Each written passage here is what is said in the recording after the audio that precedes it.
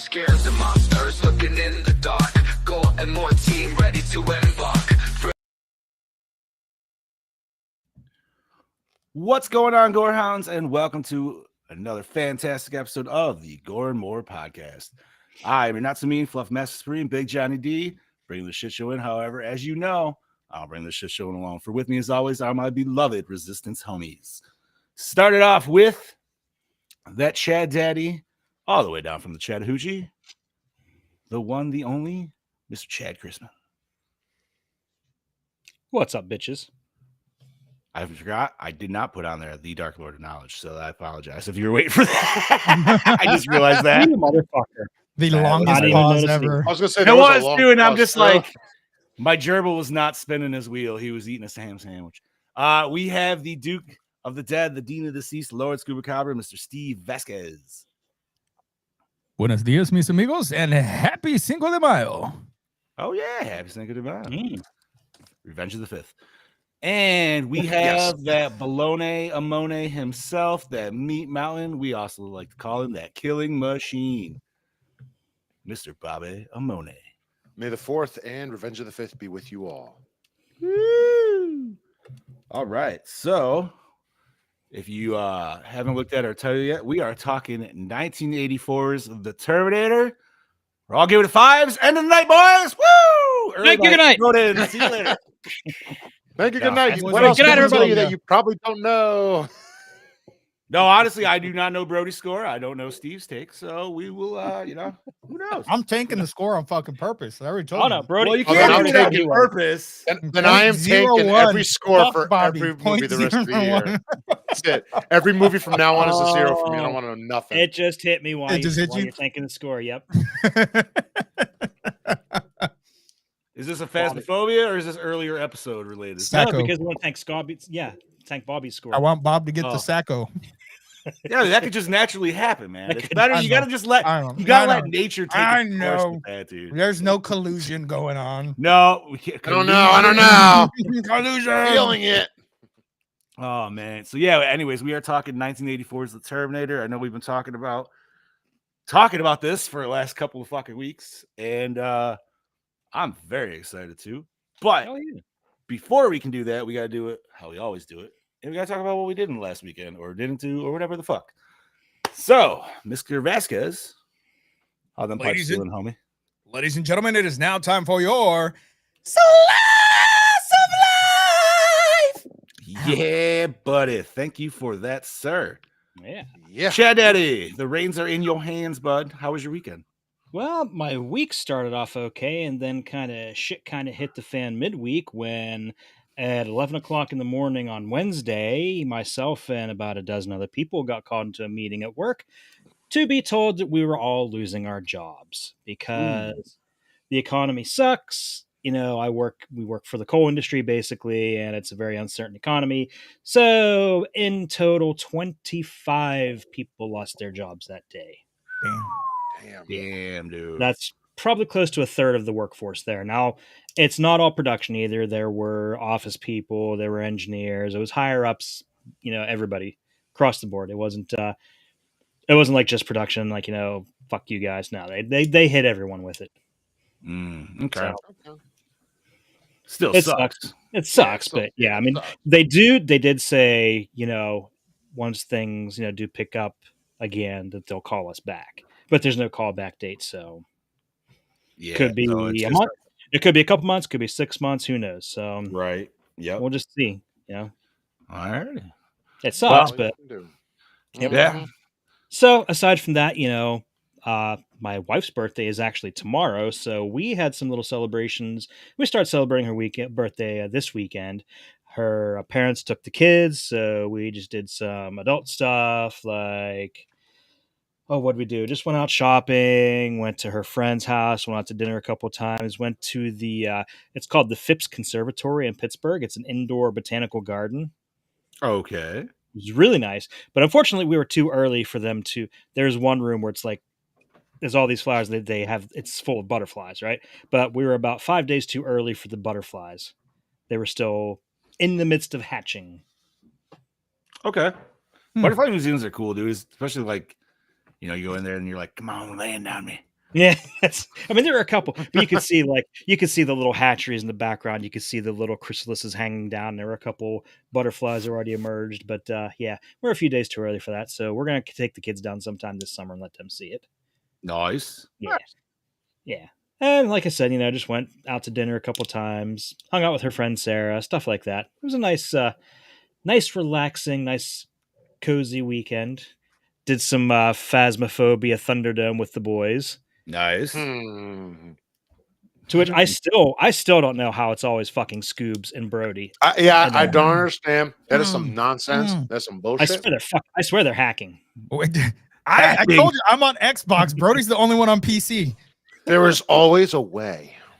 But we had some really good times. And then, oh my God, the whole picking on Bobby over the fucking air conditioner. I was My dying. God, it keeps me cool.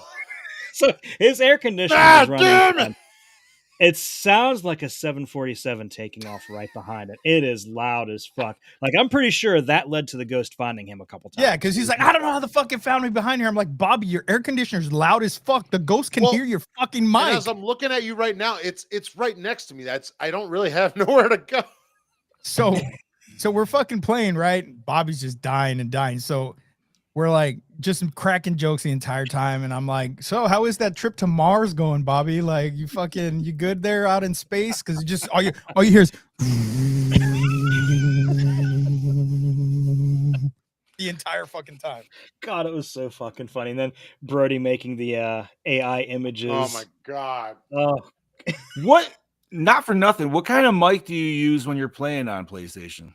Just the one that comes out of the headsets. It's Yeah, but I mean, like, all right, it's not that important. But I want to maybe get the PlayStation one too. So Well, I was think gonna that's say what is, it like, is. You need the actual specific PlayStation one because And then- PlayStation's fucking wonky, man. So you have to have the specific PlayStation one for it to sound good. yeah, because well, I was gonna don't say have that sometimes right those now. Better so. ones will allow settings for mic sensitivity too and stuff like that. So I gotta buy Bobby a headset. I gotta get Chad Daddy a Neutrona wand. John, do you need anything? just your love and affection, brother. I'm good. You got it, baby. Thank you. That's all. Well, that's what we all want, just so we're Right. aware. Yeah. very true. Sorry, I'm still posting and sharing. So That's Go. right. So yeah, I did that. Then watched this movie yesterday. Oh, and I've been playing this game called it's called Green Hell. go on. Green hell. It's a survival game. Okay. It starts out with you in the wilderness. You're in the jungle with your wife. She's going to investigate some kind of And of tribe. course, she almost gets you killed. Basically, yeah. Huh. And you're just trying to find your way back and survive. And Because she don't listen. She don't listen. And Wait, are you talking about your dream scoobs? Are we talking about Forgot about that. But no, I actually picked this game up on my son's recommendation. He was playing it on VR and really liked it. So I picked that up on the PlayStation sale a couple weeks ago. It was like $10. Nice. Like, fuck it, why All not? right. So yeah, it's actually pretty cool. It's What's very up, challenging. Tyler? That's right. Hey, you're right. Tyler. That is all I ever Hello, do. hello. And Steph, thank Oh you my for God. joining us. Oh yes. Like I was what's up? telling you, Yeah. when we were doing Thunderdome, that one time we were playing Tanglewood, and I grabbed the fucking tarot deck and it starts hunting. So I go and run and hide in the basement in the hiding spot back in the corner. I hear the hunt stop. I go back upstairs, grab the tarot cards, go back to that hiding spot, and just start pulling cards. And eventually I pull the death card. And next thing I hear is Bobby dying. No. Then as soon as that's done, right beside me is the fucking is the Ouija board. So I grab the Ouija board and I say, "Let's play hide and seek." And it starts to hunt. And then I hear Brody die. Listen, And Scoobs owes me. Scoobs owes me a life. I do owe him. He does. So these motherfucker, Chad or somebody pulled like 2 or 3 high priestess from the damn tarot deck. Oh no, that was Chad that did. was Chad. Chad pulled a But bunch of high I priestess. pulled 3 of them, but 2 of them turned out to be the fool. But I did get one legit one. So somebody died. They came back. That was Brody. Brody, because of course it was fucking Brody. And then I died. Mhm. Fucking bullshit the way I died too. Just complete fucking bullshit. But they still have the monkey's paw. So Brody, this wasn't during Thunderdome. This was during a regular game. Yeah. And so Brody had the most sanity because, of course, he hid the goddamn fucking sanity meds. No, he No, didn't he hide took them all. Or he took them all. He took them all. So he had 100% fucking health, right? So I'm like throwing a cup at the fucking monkey's paw, like fucking wish me back to life, motherfuckers. I wanted Brody to do it because he had the highest chance of living. Chad sacrificed himself for me. And it was just the funniest shit. Like you got to play with us. It's so it doesn't sound as funny that we talk about it now, but in the moment we are like pissing ourselves. Especially with Bobby's fucking air conditioner. Oh God. One of my best moments though was when we went right into Edgefield. I grabbed the music box, hit it, walked straight into the ghost. The ghost came right at me. I'm like, fuck. Then it immediately got me too. So it was like within 30 seconds we were both dead. And then I think we ended it. I still came out on top, but I think the last game we played, Brody and I drew a draw because we went through every single thing and neither of us died. So I was like, you know what? And we escaped like 2 more hunts. And I was like, we'll just call it a draw. We'll call this one a draw. No, we did some regular straight up hunts after that. Still the Thunderdome champ. So yeah, that was my weekend, Scoops. Well, let's see what happened. I'm just going to be very quick about it because I want to talk about this movie. I almost died. It was Charlie's birthday and we had fun. That's a hell of a gloss over. Jesus Christ. A lot to process in a short amount of time. I don't want to, especially on that first drop. I mean, the other one's okay. I don't. Boom. All right, so movie's a perfect 5. I'm out. Just okay. So basically, what happened? I was septic. I almost fucking died Monday after the show. I ended up going to the emergency room, and they found out that I was that I was septic, and they had to treat me. If I wouldn't have gone to the emergency room when I did, I would have died. Straight up, would have just not been here this Monday on the fucking show. Had a hospital stay, little short hospital stay. I was talking to you boys in the chat and stuff, and I don't remember any of that. That first message to us, you were a little you were rough there. Out. Yeah. There's a lot that I don't remember. I remember like sensations and things and like things that happened. There was a point where it felt like I was flashbanged, which was really fucking weird because I've never been flashbanged in real life, only in video games. But it was that same vision sensation. or vision and sound? Both. Ooh. Both. Where my vision went white and my hearing just completely muffled. And then there was like a ringing. It was fucking weird. It did it twice. In and out of consciousness, just fucking and thankfully they caught it in time. They treated me with antibiotics and shit. And basically what it was is E. coli that attacked my kidneys and caused an acute kidney injury. And luckily everything fixed itself within a couple of days. I'm still not 100%. Doctor said it's going to take a while for my body to function normally again. Is this something that you have to follow up with? No. I'll be fine. Yeah. I'll be fine. I already went to the doctor. I already had my doctor's appointment, my follow-up appointment. And she said everything's fine. All my numbers are normal. I don't have anything to worry about. But don't get food from sketchy places because I 100% believe that the only thing I ate on Sunday is what gave me the E. coli to begin with. So. Yeah. Food truck? Was it? Huh? No, it was a gas station sushi. No, not even. That would have been better than what I got. It was menudo from this Mexican meat market that's on the sketchy side of town. Which they usually have good food. But for some reason, when I was eating, I'm like, man, this is just weird. Like it's thick. Like the juice is thick and it's not supposed to be like this. Like what the fuck? So I didn't eat a lot of it. I only ate a little bit of it, but it was still enough to fucking almost kill me. Huh. So yeah, it was fucking crazy. It was a really crazy experience. Something that I hope I never have to fucking go through again because it was absolutely fucking terrifying. So now I have this whole new like lease on life. Like I'm gonna do everything I want to fucking do because I almost fucking croaked. So now I feel like I'm going through like my midlife crisis. So I'm gonna go buy a sports car and fucking all that shit. Just knock my wife up again. Whatever just happens. Don't YOLO with shitty meat, right? Don't YOLO. Just don't YOLO with parts of the fucking cow that should not be eaten. Right, like if the meat is I've been saying that for no years. reason. Don't eat that shit. Yeah. Yeah, no. So my thing is, if I'm gonna gonna eat it, I'm just gonna make it at home. So Ah. Well, yeah, that's different. So then Friday was Charlie's birthday. Of course, I was off of work all week trying to, with my hospital stay, and then just took the rest of the week off. And Friday was Charlie's birthday. Mel wanted to take her to the beach, and in my head, I'm like, this is not a good idea. But we went, and it was okay. I get dizzy, I get winded still a little bit. But that Friday was bad. It was just bad. Like I could feel like I was willing to walk and do all these things, and just my body wouldn't fucking hold up.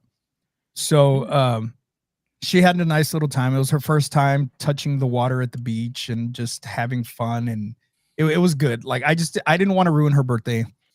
I almost ruined it by dying, so it was the least I could fucking do. You know? that went dark. One extreme to the other. Yeah. So then played some Phasmophobia with the boys and had fun doing that shit like we do every fucking weekend. And then we had Charlie's birthday party yesterday, and it was just fun, man. We had friends and family come by, and we set up my buddy gave me this giant fucking inflatable water slide with a giant pool. It's Nice. you hook up 2 fans to it. This thing was huge. It was like almost the size of my grandma's whole front yard.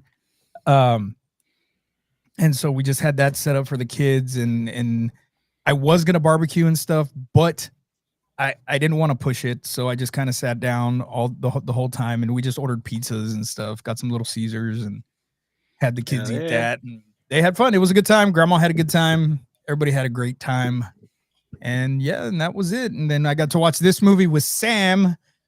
She had never seen Terminator before, and so we sat down. Sam and her girlfriend watched the movie with me, and we'll talk about that awkward moment later on. Bobby?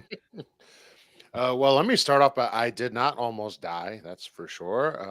I had a chill weekend. Friday, I was out with some of my boys from high school, and we went to the bar that my one buddy works at. And I had a few beers, and my one buddy had a few too many beers, and I was taking him home.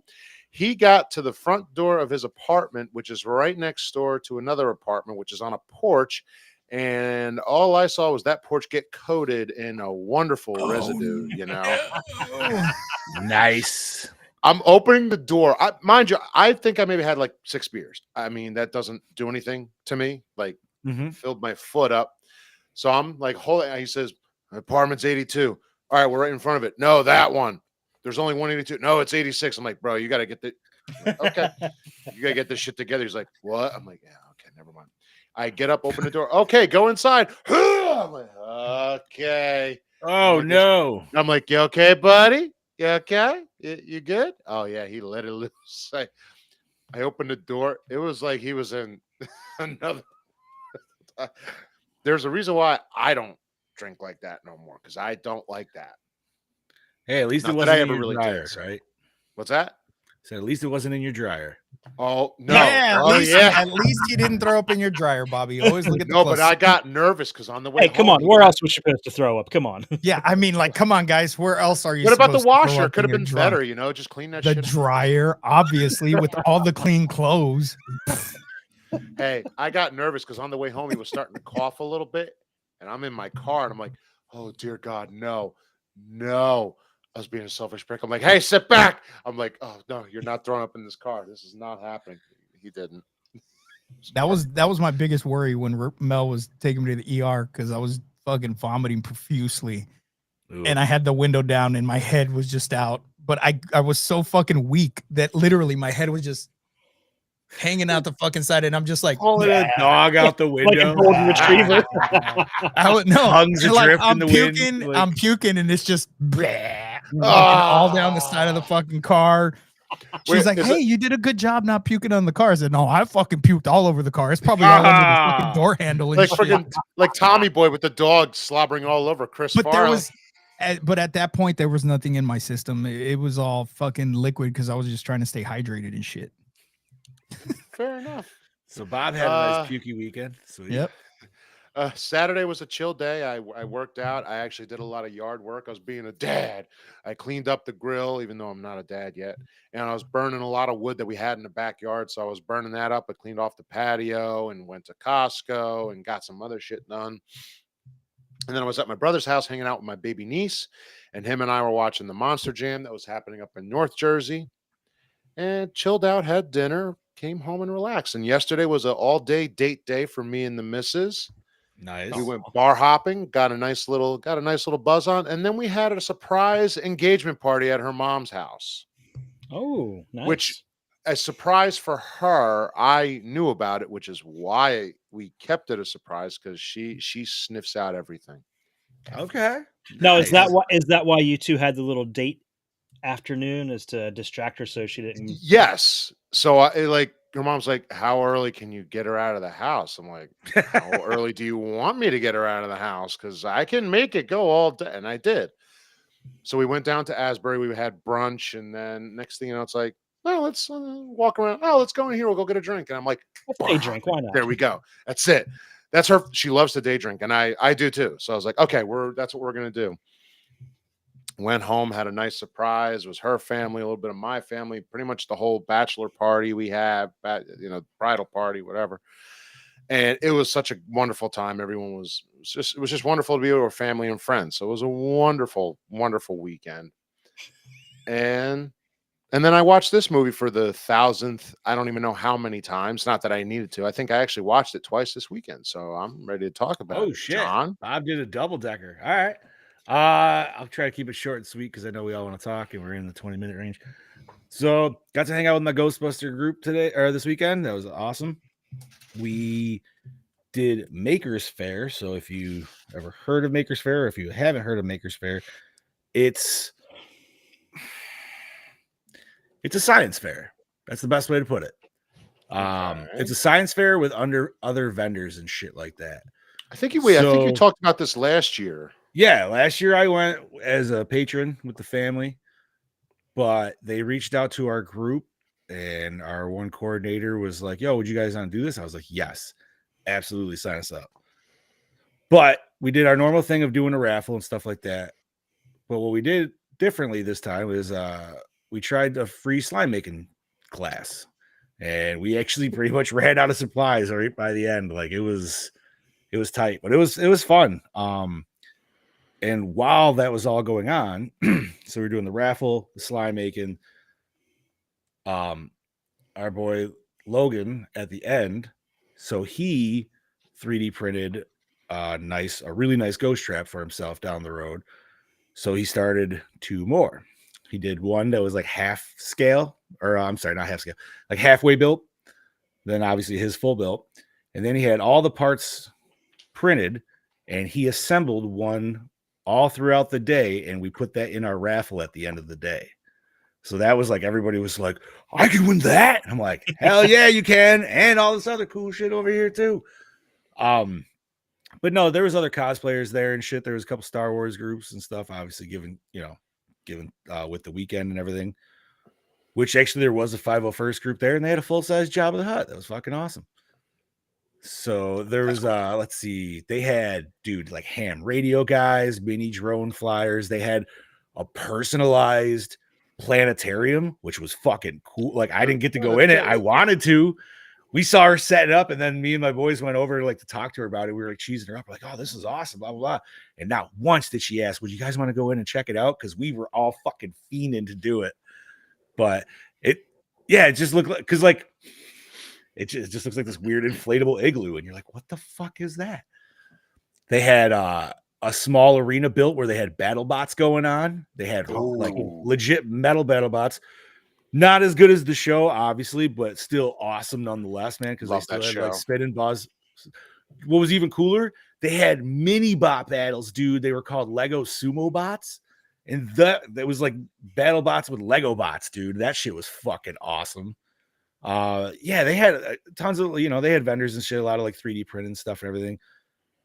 But yeah, it's a maker's space. If you've ever heard of or seen like a library that has it, it's essentially an event that tries to cover all that stuff, whether it's just crafting.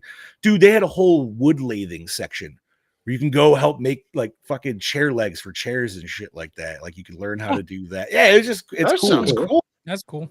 Yeah, it's way different than like your average con where it's just like, I'm here to buy nerdy shit. Like, nah, man, like, yeah, you can do that there too.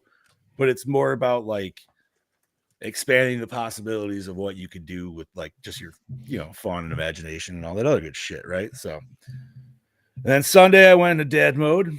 I literally just caught up on chores, did a bunch of fucking cleaning. Our town had a dump days, which if you guys don't know, just where they get a bunch of fucking dumpsters so you can just take whatever the fuck trash you pretty much got, minus like tires and shit. So yeah, I fucking took a whole trailer of that fucking shit. What's up, Brody? What's up, Mike? And Gene, Brody, everybody what's else. up, cousin shit. Mike, Guys. Dean, everybody? So yeah, did that and did a little bit of gaming because Fortnite dropped a whole new fucking Star Wars pack for the month. On top of I wanted to play the Terminator because obviously we were talking the Terminator. So did all that. Then watched this movie last night, and I'm fucking geared up and ready to go. So we are talking 1984's The Terminator. This is a Mr. Ramone pick to make up for all his other pieces of shit for the rest of the year. Hey, what did I say? Sorry. Terrible God movie. damn. Point one. Terrible movie. I love you, Bob. You know it's all good. I know All right, you do. It's okay. Hold on. I'm my phone died. I'm just logging and getting Oh this. my fuck. Oh Jesus, my dude. God. I'm Do you fucking even need up. to see the plot rundown, Bob? You probably could give it to us by memory, dude. I imagine. I probably could, but I gotta be professional. Here we go. You got to do It's the plot rundown in a Schwarzenegger accent. Brody says All it's right. Attack of the Air Conditioning. All right, here we go. Terminator, October 26th, 1984. Sent back from a dystopian 2029, we are not far off, where the cold machines have conquered the entire world, to 1984 Los Angeles. The indestructible cyborg assassin known as the Terminator commences his deadly mission to kill humankind's most important woman, the unsuspecting Sarah Connor. However, from the same war-torn post-apocalyptic future comes a battle-scarred defender, Kyle Reese, a brave soldier of the Human Resistance Army, bent on stopping the cybernetic killer from eliminating the world's last hope. But he doesn't sleep, and above all, he won't stop until he carries out his grim our task. future. Directed Doesn't- by. That was weird. We had a little lag there, but we got you. Yeah. We did. Oh, sorry. I had a little lag. Directed by James Cameron, Piranha 2, The Spawning, The Abyss. Written by James Cameron, Strange Days, Titanic, Gail Ann Hurd. Produced by Gail Ann Hurd, Alien Nation, The Punisher. Starring Who Wants It? Scuba? All right, starring Arnold Schwarzenegger, True Lies, End of Days as the Terminator. Michael Bain, Tombstone, The Abyss as Kyle Reese. Linda Hamilton, Children of the Corn, Dante's Peak as Sarah Connor. Paul Winfield, Star Trek II, The Wrath of Khan. The Serpent in the Rainbow as Ed Traxler. Lance Henriksen, Pumpkinhead, Alien vs. Predator as Hal Vukovich. Vukovic? Never knew his name. Vukovich. Hal? Dead guy. Anyways. Bess Mata, Seed of Innocence. Are you talking to me? As Ginger. Yeah. Ross Rosovich, Top Gun, Navy SEALs as Matt. No, you got to say it right. What? Ooh, Navy SEALs. No, Navy SEALs. Earl Bone, Alien Nation, Naked Gun 33 and a third, The Final Insult as Dr. Peter Silberman. Body count total 39-ish. 39-ish. I Unless counted you call all of 39. humanity. I counted 39. IMDb says it's 39. Other places say it's more. I'm going with 39, but could Okay, so we potentially- know It the could be cop more. station was 30, right? Or was No. it more? 17, actually. You find out later on it was 17 police officers he killed. Okay. Yeah. Am I wrong? Count Or the in Tecmo Terminator people. 2, do they say he killed over 30 people at the police station? No, he says that he killed 17 police officers that No, night. they said there were 30. He's which was, one of them said that there was 30 cops in that police station. She was perfectly safe. He Okay, didn't so show up. that's where I'm getting Trexler, 30. That's where Trexler you get says 30. there's 30 cops in the building. He killed half of them. Over half of them is when you find out in Terminator 2. Yes. Okay. Molly said, "Happy Monday, boys. Glad to see Arnold's butt cheeks up in here." Hey, this Yeah, was her Molly. idea. It was her idea. It was her idea. I need to Which Thank you, even the Molly. wife Thank was you. like, And your the wife was motorcycle. like, "Hey, you did it for Halloween 3." I was like, "We did." So it only makes sense. Mhm. We get man ass. That's the new thing. That's the Yep. background. Because So. that's acceptable. It is, dude. So I mean, they are some sculpted cheeks. They so- are. They are Yes. very They're sculpted cheeks. chiseled. Music by Brad Fidel. Fright Night, True Lies. Cinematography by Adam Greenberg. Near Dark, Snakes on a Plane. Fuck yeah. Edited by Mark Goldblatt. Halloween 2. Predator 2. Effects and makeup by Stan Winston. Really? Come Do we on. need to say anymore? Come on. We all Yeah, know. him. seriously. Distributed by Orion Pictures. Runtime of 107 midgets. Rated R for mature audiences. Budget of 6.4 mil. Grossed 78.3 mil. Oh, The I gotta sleeper they didn't know, literally at the time. Looking back, 84 was a banger year for movies, by the way. fuck yeah, it was, Yep. dude. Oh yes, it was. We had Ghostbusters, Gremlins, you had this, you had Friday the 13th Part 4, Indiana Jones and the Temple of Doom, Beverly Hills Cop. Will there ever? I mean, I was just thinking in my head, is there Like, is has there there any ever other been- year that had such a that great- many fucking like classic films? bangers, dude. It was hit after hit after hit that year. Literally. I mean, if you think about it, like 84 was a big year, but if you go through the 80s themselves year by year, every year though, there are movies where you're like, yo, there are some Bro, damn that's 'cause good the movies cocaine was there. way fucking better, homie. Well, yeah, Yeah. not that I would know, but yeah. It was the 80s, man. We would have not had a quarter of the kids shows we had if it wasn't for fucking cocaine. Bro. Somebody literally did a line, was watching Toxic Avenger and was like, bro, this would make a fantastic child's cartoon. What? Yeah. What? You're not No. wrong. Bro. We're not. Bro, We'll never get back to that time, dude. I was so Never. fucked up last night. I swear to God, I saw this little fucking thing run into my wall. I don't know, man. Like some kind of little Fraggle thing, man. I don't fucking know. Dude, some dude fucking cleaned out pubes out of his shower and Critters was born. You know what I mean? Like, it's not. Shit don't come like that anymore. All right. No. Fucking Let's A. All get, right. let's get So right into clearly obviously, this is none of our not first- none none of of our our- first viewings. No. However, Scoobs might be the closest So to a full-time first viewing. yes. So I've seen Terminator here and there. I know the movie, but I've never ever sat down and watched the movie from beginning to end. I know all the quotes, I can tell you scenes, but I've never sat down and watched it all the way through. This was essentially a first time watch for That's- me. Blows my I'm mind. shocked. Yeah, that is Yeah, that's I mean, like, and I don't love know how to Terminator feel 2. about it. I got Terminator 2 on repeat all the fucking time. Right. Which And totally different movie though. completely yes. different movie. And now Yes. that I've seen this one all the way through, I don't know how I feel about part 2. I used to think part 2 was like, yes, Because part two And- is but part 2 is like yes. It it still is. No, it is. But the tone Oh, of way this different. dude. movie is so It's- fucking badass. And it's This dark. movie is dark. And It's I gritty. went into it the way you said, John. Watch it as a Oh, slasher. Chad Daddy style? Yeah. 100%. And- dude. Holy shit. This was fucking great. It's a great fucking movie. And like I said, of course I've seen it. I've just never sat down and completely paid attention to it the way I did last night. And Nice.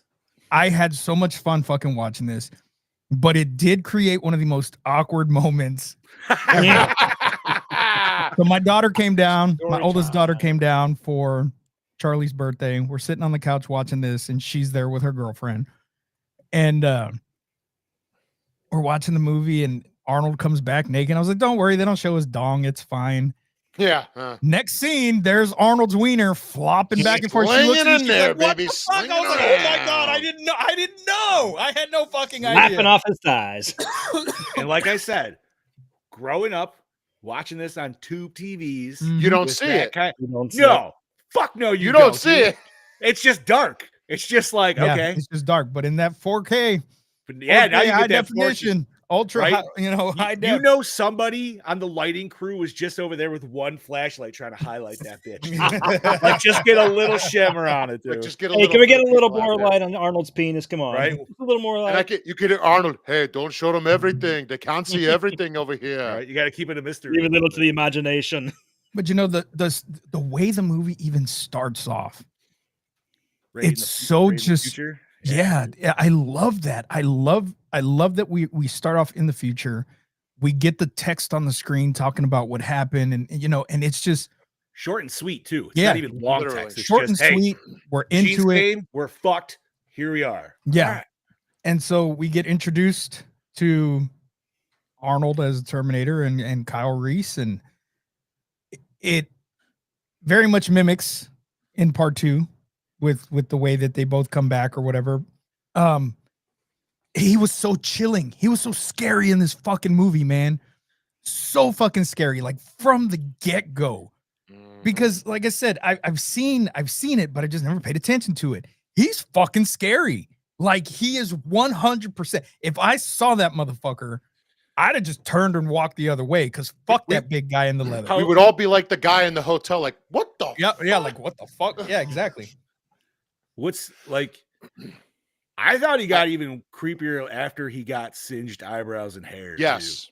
Yeah. because then Especially it's when just he's like, especially when he's sitting in the room and the guy's talking through the door and you just see him turn and look and it's just highlighted under his eyes a little bit. It's just like, oh, that but is knowing they sweat the way they do and everything, he's got a fucking stink, man. Like, I mean, they Which- mentioned it, right? He's got flies around him So 'cause he's got so here's rotting flesh a little bit, but- here's my issue with that. Okay. I kind of wish that they would have made it to where he didn't sweat, because you don't sweat because of your skin. You sweat because of your glands and stuff. And of course, they don't have glands. It's just cybernetic tissue or tissue over the cybernetics. Right. So realistically, he wouldn't have sweated. And I kind of almost wish that that was the one thing that they didn't do, was the fact that he didn't sweat, even though he was in all this, in the trench coat at first, and then later when he's in the leather, that we see that he doesn't fucking sweat. Because even in the future, they wouldn't have been able to tell because the skin was still so good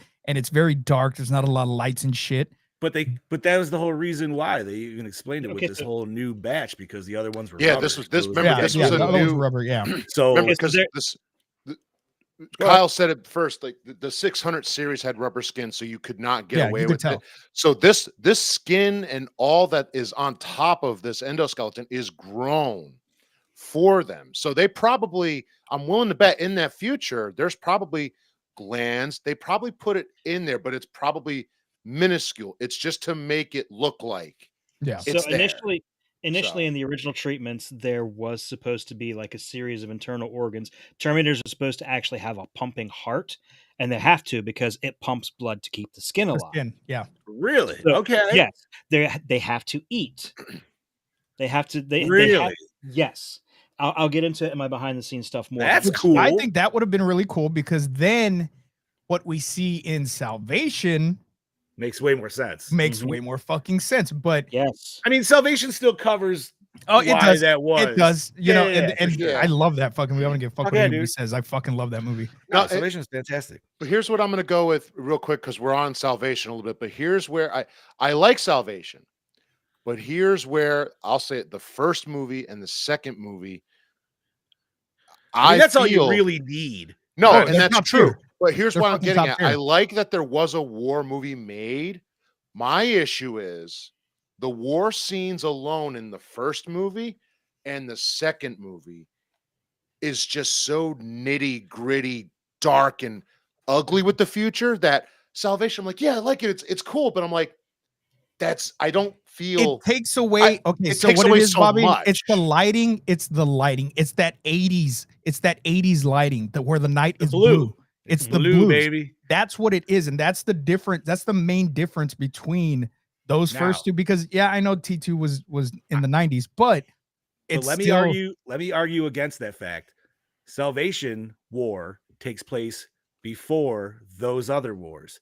Terminator 2, he's already got the scar. We don't Yeah, get the scar he until the did- end of yeah. Salvation. which But is it's true. yeah, So- but no, it's 2029 is in this movie. and isn't it 2029 Salvation? No, No, it's before. no. It's before because they don't. No, send no, him it's back. after. It's actually 2032. It should be because that's when he dies technically, John Connor. If you, I'm But he pretty didn't sure. die in Salvation. Mm-mm. He was going. It was eventually going to. That was No, But originally. he didn't though. Remember, he got the scar at the end. He survived. That's why he was like the Oh, lead that's- on, so he could like push on to the resistance. and shit. Terminator Salvation primarily takes place in the year 2018. There you go. Oh, it is So 11 years. 2018. 11 years Okay. before. So okay, I dig that theory. Then John, the world just hasn't gotten to that. It hasn't gotten to place that yet. full decrepit. Okay, yeah. Now That that, was okay, my- you're right, when you that makes meet- That was sense. what I assumed watching it. Even when Yeah. you meet Kyle Reese, it's daytime, but it's still all fucking shitty, right? Like Yeah. everything's all fucking nuked at that point still. So Yeah, because we didn't even see like The the 800 the 800 series models weren't even in full production. no, that during didn't drop till the Salvation. very end of the Yeah. movie, and they were just Yeah, like, oh, and that was shit. just a prototype. That's true. And that was is a true. sick fucking prototype Yeah, too. by the time 2029 rolls around, the 800 series was just into full production. They were still considered basically new. Right. So if you're talking, yeah. All right. So now, but Brody's let's. also there. What I also want to talk. I love the mirroring of Kyle Reese and the Terminator. Terminator gets here. I need your clothes, and I'm going to take them. Kyle Reese, I need clothes. I'm robbing him off the homeless guy. No, Brody, it's supernatural. What? One gets the car, just rips it open, and you find the little turnkey. You're good to go. The other one has to hotwire. How to get guns? Rob the police. I just robbed a gun. I love the mirroring that of. Rest in peace. Why Dick does Miller. he? Why is it so easy for him, and why is it so hard for him? Of course, Well, then we because find one out. has morals. One has clean And pants. the other one is a has machine. shitty pants. Well, no, that's what I mean. Yeah. But we don't know Yeah. that at that point. So when you're first watching, you're like, wait a minute, what in the absolute living hell?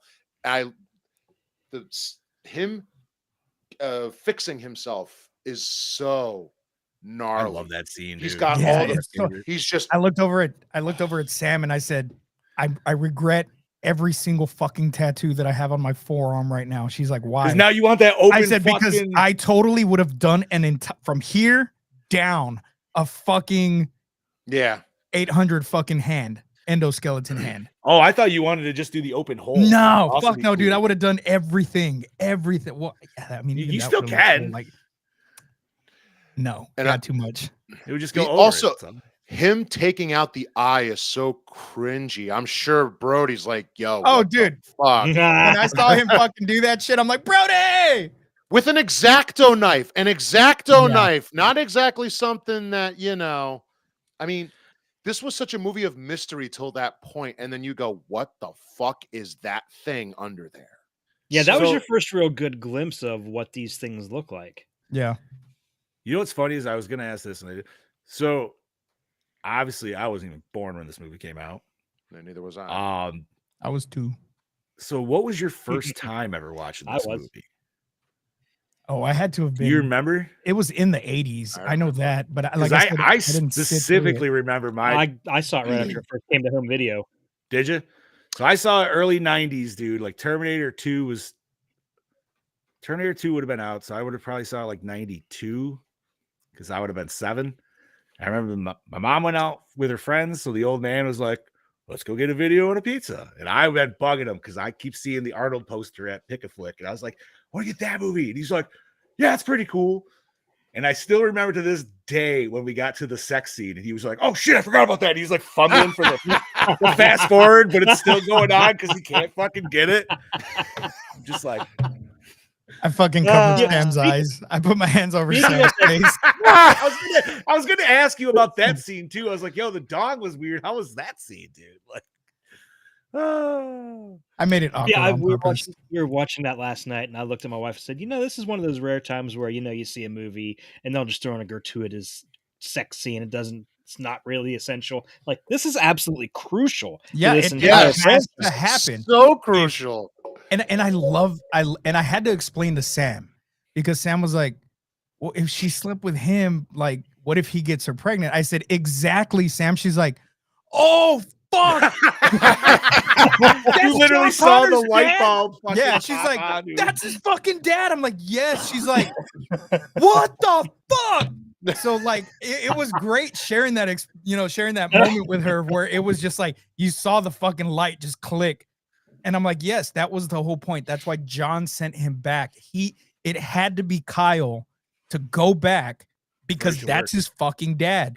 And she's like, but did he know? I said, no, he didn't know. He never told Kyle that he was his dad, because if he would have told him he was his dad, who knows what could have happened. I mean, John knew. Yeah, well, John knew, but Kyle didn't know. Kyle had no idea. No. He knew that he was in love with Sarah. First of all, just by the picture, that's what he knew. That's for sure. Joking not aside, could you imagine the kind of pressure that would be on your fucking dick to know that your dick has to save humanity? Yeah, you better fucking make it. You better fucking dude. You better plan pressure. Time. That is some fucking pressure, man. That performance is anxiety. And on the same time, I'm pretty sure this was Reese's first fucking time, so she was popping his fucking. That's cherry. exactly that. So, that's how I made it not so awkward during that sex scene, because I'm like, look at him getting it on for the first time, and he looks like he knows what he's doing. She's like, shut the fuck up, Dad. And her girlfriend staring at that photo for five fucking years. Let's also wait. Don't forget. Yeah, first time, that pressure. You're saving humanity. Meanwhile, you have the anti-humanity is on your ass. So you got to get this done at some point before it shows up. But So see, just he doesn't imagine know. that. He thinks that they're hidden pretty well for right now, because he doesn't know that Sarah basically fucking gave away their location, their position. Yeah. Well, now see, that I think that's my only. I'm not even a nitpick, but I think I had this question. He knows that's a machine that could pretty much get away with a lot of things. Why wouldn't he maybe think like, you know, something? He can mimic voices. He can record voices. What if? That's the only thing I would say is, what if Yeah, but she made that. She made that phone call. Though. Yeah, we don't know how much he knows about.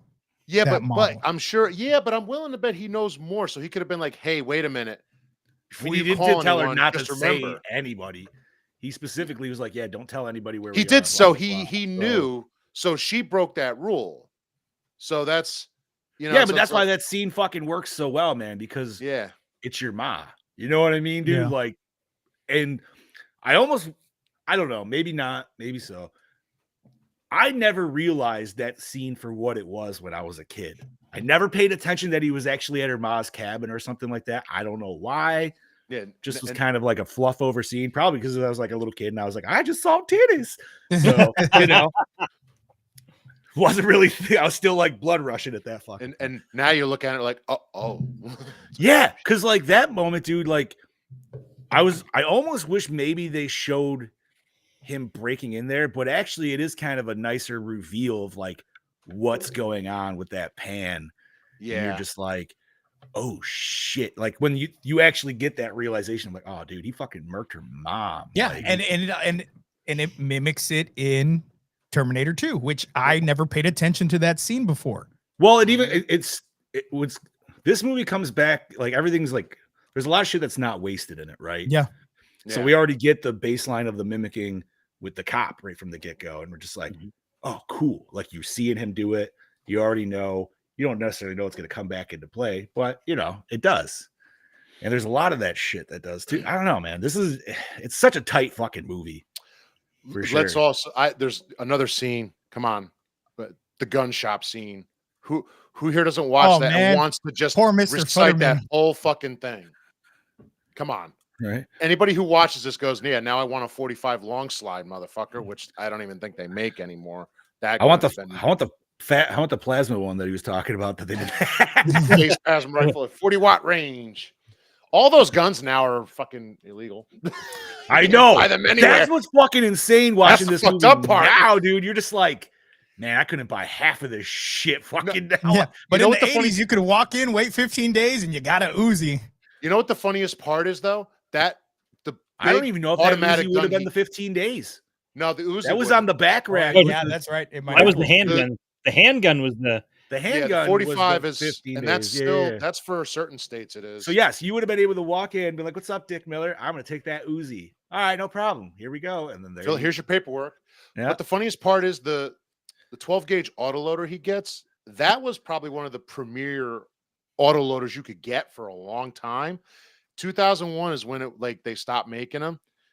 dude, just to try and find one of those fucking things. I'm not going to sit here and say I didn't look it up. Fucking things go for some money now. I didn't even Oh, dear see God. Brody's fucking thing. He's like scooping it back up. Oh my God. Hey, you know what? At least she didn't start off with a blowy because he would have been donezo. Yeah. dude. It was Done. Yeah, that would have been the end Done. of that right there. fucking fourth. Oh strokes crap. and Oh, down. here. Do it. Gotta get it in there. The future just fucking John standing there giving orders and he just disappears. All I can think of is fucking Dragon Ball Abridged now. What was I doing? What was I doing again? Fucking A. No, man, but this, like you guys said, like Arnold, he plays scary in this movie and he does it well. Growing up as a kid, I always watched this as a sci-fi movie. I thought it was cool as shit. It is a sci-fi movie. I'm not gonna say it's not, right? Chad Daddy told me years ago, yo, watch this as a slasher, like Scuba did as well. And it is a slasher. It's both. It fucking works really fucking well. Yes, it does. You never get that vibe ever again throughout. You know, T2 still tries to hit it a little bit with the T1000. It But the does. difference much is comedy, with though. that movie. Well, once you add a kid dynamic into it, Mhm. and you're not going to kill the kid or any, you know what I mean? Changes the whole dynamic of that movie. Arnold in this movie would have wasted a fucking kid, no problem. Oh Yeah. yeah. Yeah. Like, you know what I mean? So Well, and you say that also. Sarah Connor in this movie, I mean, clearly he was ready to waste her. The T1000 played the game in the second one with her. This Terminator, the T800, regardless of who it was, would have just went like this. Boom, you're dead. There was no negotiation. well, that's because T1000 was a smarter unit, right? It was You're right, and we can't talk about the second, but I'm gonna for a second. I'm like smarter, but somehow that T800 always Hey. came old, back. not obsolete. There's a I mean, it's reason just why like- the T800 probably outlasted most of those models. It's like the T-Rex in Jurassic World, you know. You can't beat the classic. that's Nope. true. That is true. Hendrickson as the Terminator. It was supposed to be at one point. Yeah, He would have You know, been. Yes and no. He would have been a small Terminator. Not saying Dolph. it couldn't work, Dolph Lundgren. because like in my head, Maybe. watching this, even growing up, like all Terminators are jacked as shit. Because Mhm. even the dude who was not Arnold that came in the future scene and was gunning down the whole resistance area, like that dude was fucking massive too. Hey, Oh, he you had to wanna be know to who that? fucking You want to know carry who that that goddamn was? Gatling gun. Wasn't that that, was- Arnold's? That was his stuntman or best friend something? Franco Colombo. Oh, that's right. Okay, yeah. That's- It's Yeah, that's another Mr. Franco. Universe. And one of the punks, not Bill, The one on the far right. Not Bill but Paxton. the blonde one, it's kind of cool because he actually ends up playing a like alien Terminator in fucking X-Files down the road. He's also the main. And he's main Shao villain- Kahn, And he's dude. Shao Kahn, there you go. Well, yeah, of course, obviously. Like, He's also the killer in Cobra with Sylvester Stallone. Oh, yeah.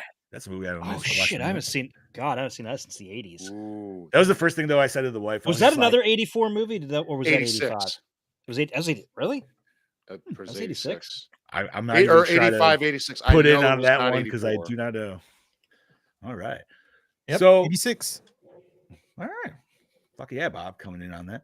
So obviously we all generally enjoy it. Fuck yeah, Glad- man. I'm glad Scoobs you got to watch it for a solid, like a legit solid first time And- viewing. Like There is no. there's There's no- no. Go ahead. You're probably gonna say the same thing I am. There is no slowdown in this movie. Yes. There's no boring Not a scenes single whatsoever. moment. That's exactly what I was about to say. There is nothing boring about this movie. Nothing. Even the setup when we're first meeting Sarah Connor and just watching her do her little day to day, and then seeing what the Terminator is actually doing, hunting her down through the fucking phone book. Of all things, the fucking phone book, which a lot of these kids these days have no idea what no the fucking idea. Yeah, phone you're book gonna look at is. this. What the fuck is Doesn't that? know, they don't know that your information was literally out there in a book for fucking anybody to just look up. uh-huh. And this Terminator finds the page and just starts going one by one by one by one, fucking Systematic. trying to fucking find her. No, But it's such a solid flick, man. And I And I don't know. Even when they're in Tech Noir, that 80s club. I fucking love that. Yes, It's a it's great so You want to fucking be in that cool. club, Yes, dude. You do. yeah, And Sam was like, "Why do they dress like that?" I said, "It was the fucking 80s, The man." 80s. I'm like, It that's the fit. best way I can describe it to you. Is You the just 80s. sounded like Bandit. It was the 80s, man. It was the 80s, man. Yeah. I mean, the buildup of that scene alone, when he finally just Oh yeah, zeroes because in the you really don't music. know what the fuck's gonna happen. I mean, again, he pulls out the 45. Oh my god! I'm like, oh, he's gonna do. Every time, even still to this day, I'm like, he's gonna do it. There's a frame in here that's missing, and he never does it. Like, oh, I do like also the setup of how she runs into not only Arnold but Kyle Reese as well, where obviously like, you know, he's stalking her too for a different complete reason, Yeah. like obviously for her protection, but taking it out, it's like, you know, watching that you're like, oh man, dude, this poor girl. It's just like, there are these creeps, and it's like, and at any point now that you know that like there's a phone book killer and they're going down and you know you're the next one, any fucking person at that point is like potential Suspect danger. number Yeah. one. Yeah, dude. Yep. So you got that one dude when she's doing it, and then he's just staring at her near the phone. You're just like, ugh.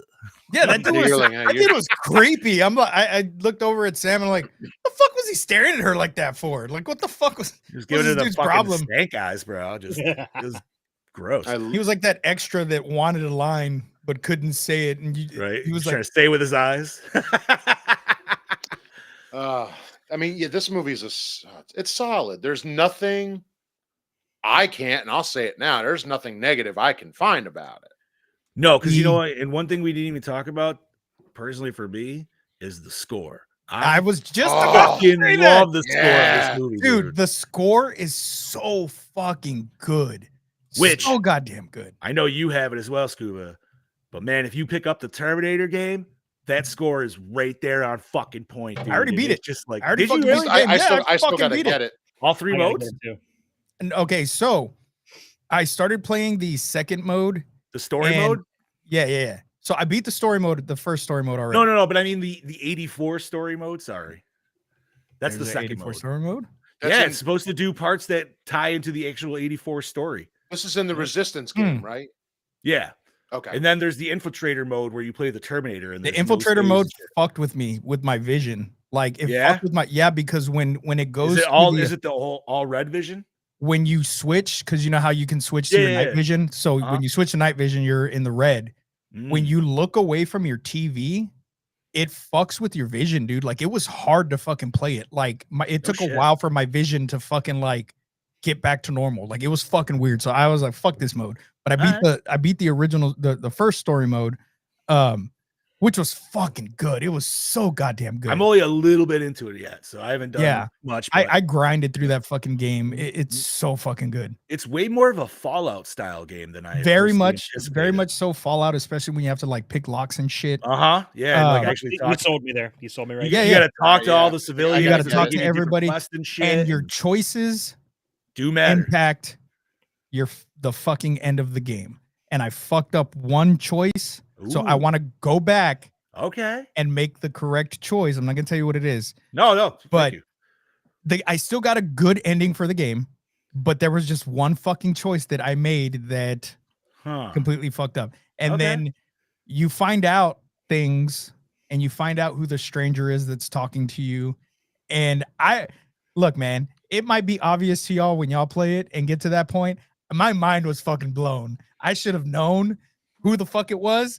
And then when I figured out who it was, I was like, what the fuck? I mean, It I was have an great. idea, but no, that's awesome. I'm glad you enjoyed it. But yeah, going back to the score of this movie as well as the game, fucking fantastic, dude. Like it's got the perfect amount of, and especially in the war scenes, dude. I Yeah. fucking loved it the most in that, man. Yeah. I mean, it was kind of the same with the chase scenes. Like it's just that very action, like pop, pop, pop, pop, pop, pop, pop, pop, and you're just like, fuck Mhm. yeah, dude, let's go. I can fucking. This is definitely one like out of all movies we watch, this is one where like the score, I will say, definitely stands out as well. That being said, shall we listen to what Brody has to say about this movie? Yeah. Yes. All right. So we're at the hour mark, so I feel like that's the good time. Bang it back for another episode of Gore and More, and this week I'm here to talk to you. Hold on. Howdy folks, it's your King Bang it back for another episode of Gore and More, and this week I'm here to talk to you about the Terminator. I mean, what more else can I say other than the fact that this film is fucking fantastic? The end. Good night. See you later. My review is going to be short and sweet Yeah. this week. It's essentially me just talking about how much I like this film and enjoying it for what it is. Do I really need to break it down? Probably not, but I'm just going to really tell you the shit that I actually really enjoy about this fucking movie. So I love the whole entire premise of this movie. I think it's very original. You know, I never really took into account it as I was growing up through the years watching this movie, and having watched it tonight, putting on the lenses of looking at it from the perspective of being a slasher horror movie. And that's essentially what this fucking film is. Yes, they can say it's science fiction and action, whatever it may be, but breaking it down in the subgenre of many genres, definitely a horror film any day of the fucking week. You know, we get a little bit of body horror throughout the prosthetics of Arnold Schwarzenegger's character. He full-on massacres people like a whole goddamn fucking police station. Will stop at nothing to kill anyone that gets in his way. So yeah, having watched it through the lens style, well, through my mind's eye of looking at this from a horror film, yeah, makes sense. I can't believe I never ever picked up on that in the past. I love the use of practical effects in this movie. I think it's absolutely fantastic what they're able to achieve with the stop motion style of the Terminator rising from the flames. I've seen a behind the scenes photo I sent to the group chat, which really showcased, you know, talent. It showcased a lot of talent from the 80s, clever, intelligent thinking, you know, of how they were able to create something so simple but yet so effective on the screen. And I love that about the movie magic quality of, like, we still get that little bit of a stop motion taste obviously throughout this film. They don't try and church it up with the latest releases of the movie, like fixing it with CGI. It's like, just takes away the charm and character of the movie, I feel. So yeah, the way that they're able to break down, well, the Terminator breaks down throughout, like flesh tearing apart in certain scenes. I think it's done extremely well. You know, there are times where you sort of have to take a sort of step back and you go, yeah, it's a little bit, but at the same time, it's definitely a product of its time. I love how we're able to sort of somewhat deep dive into the character development of these characters in a short amount of time and really feel for them emotionally throughout this, you know, cat and mouse game that flutters through the movie so perfectly. I think the editing of this movie flutters really at a nice, extremely well-paced cinematography. You know, it's nothing really to write home about when you think about it, but at the same time, I think it's just a really effective film visually, and the way that they choose their shots. It's probably more so that the cinematography shines in the flashback / futuristic scenes, if that makes any sense. The way that they're able to battle against the T-1000s, just Skynet in general. HKs and shit. So I thought the production design to help I always bring that loved cinematography to life was They very were always well so good. done. So the real question is, do I give this movie a 5 out of 5? Well, controversially, no. I give it a 4.8. Okay. Because, hang on a fucking minute, because there are a couple of slow moments, well, key slow moments in this movie between Kyle and Sarah. It just really But it didn't- needs to be really there, didn't. Brody. It's kind of like, well, you're beating us over the head with this emotional value of, like, your kids from the future, you're here to save the day. We understand. Why are we still talking about this halfway into the fucking movie? You've already Because established it's that. new. There was those key little moments I was like, pick up the action. I don't need to fucking keep hearing and seeing this shit. And not to compare the pair, again, Judgment Day to me is a fucking 5 out of 5. 20 out of a 10 movie if I could fucking rate it like that.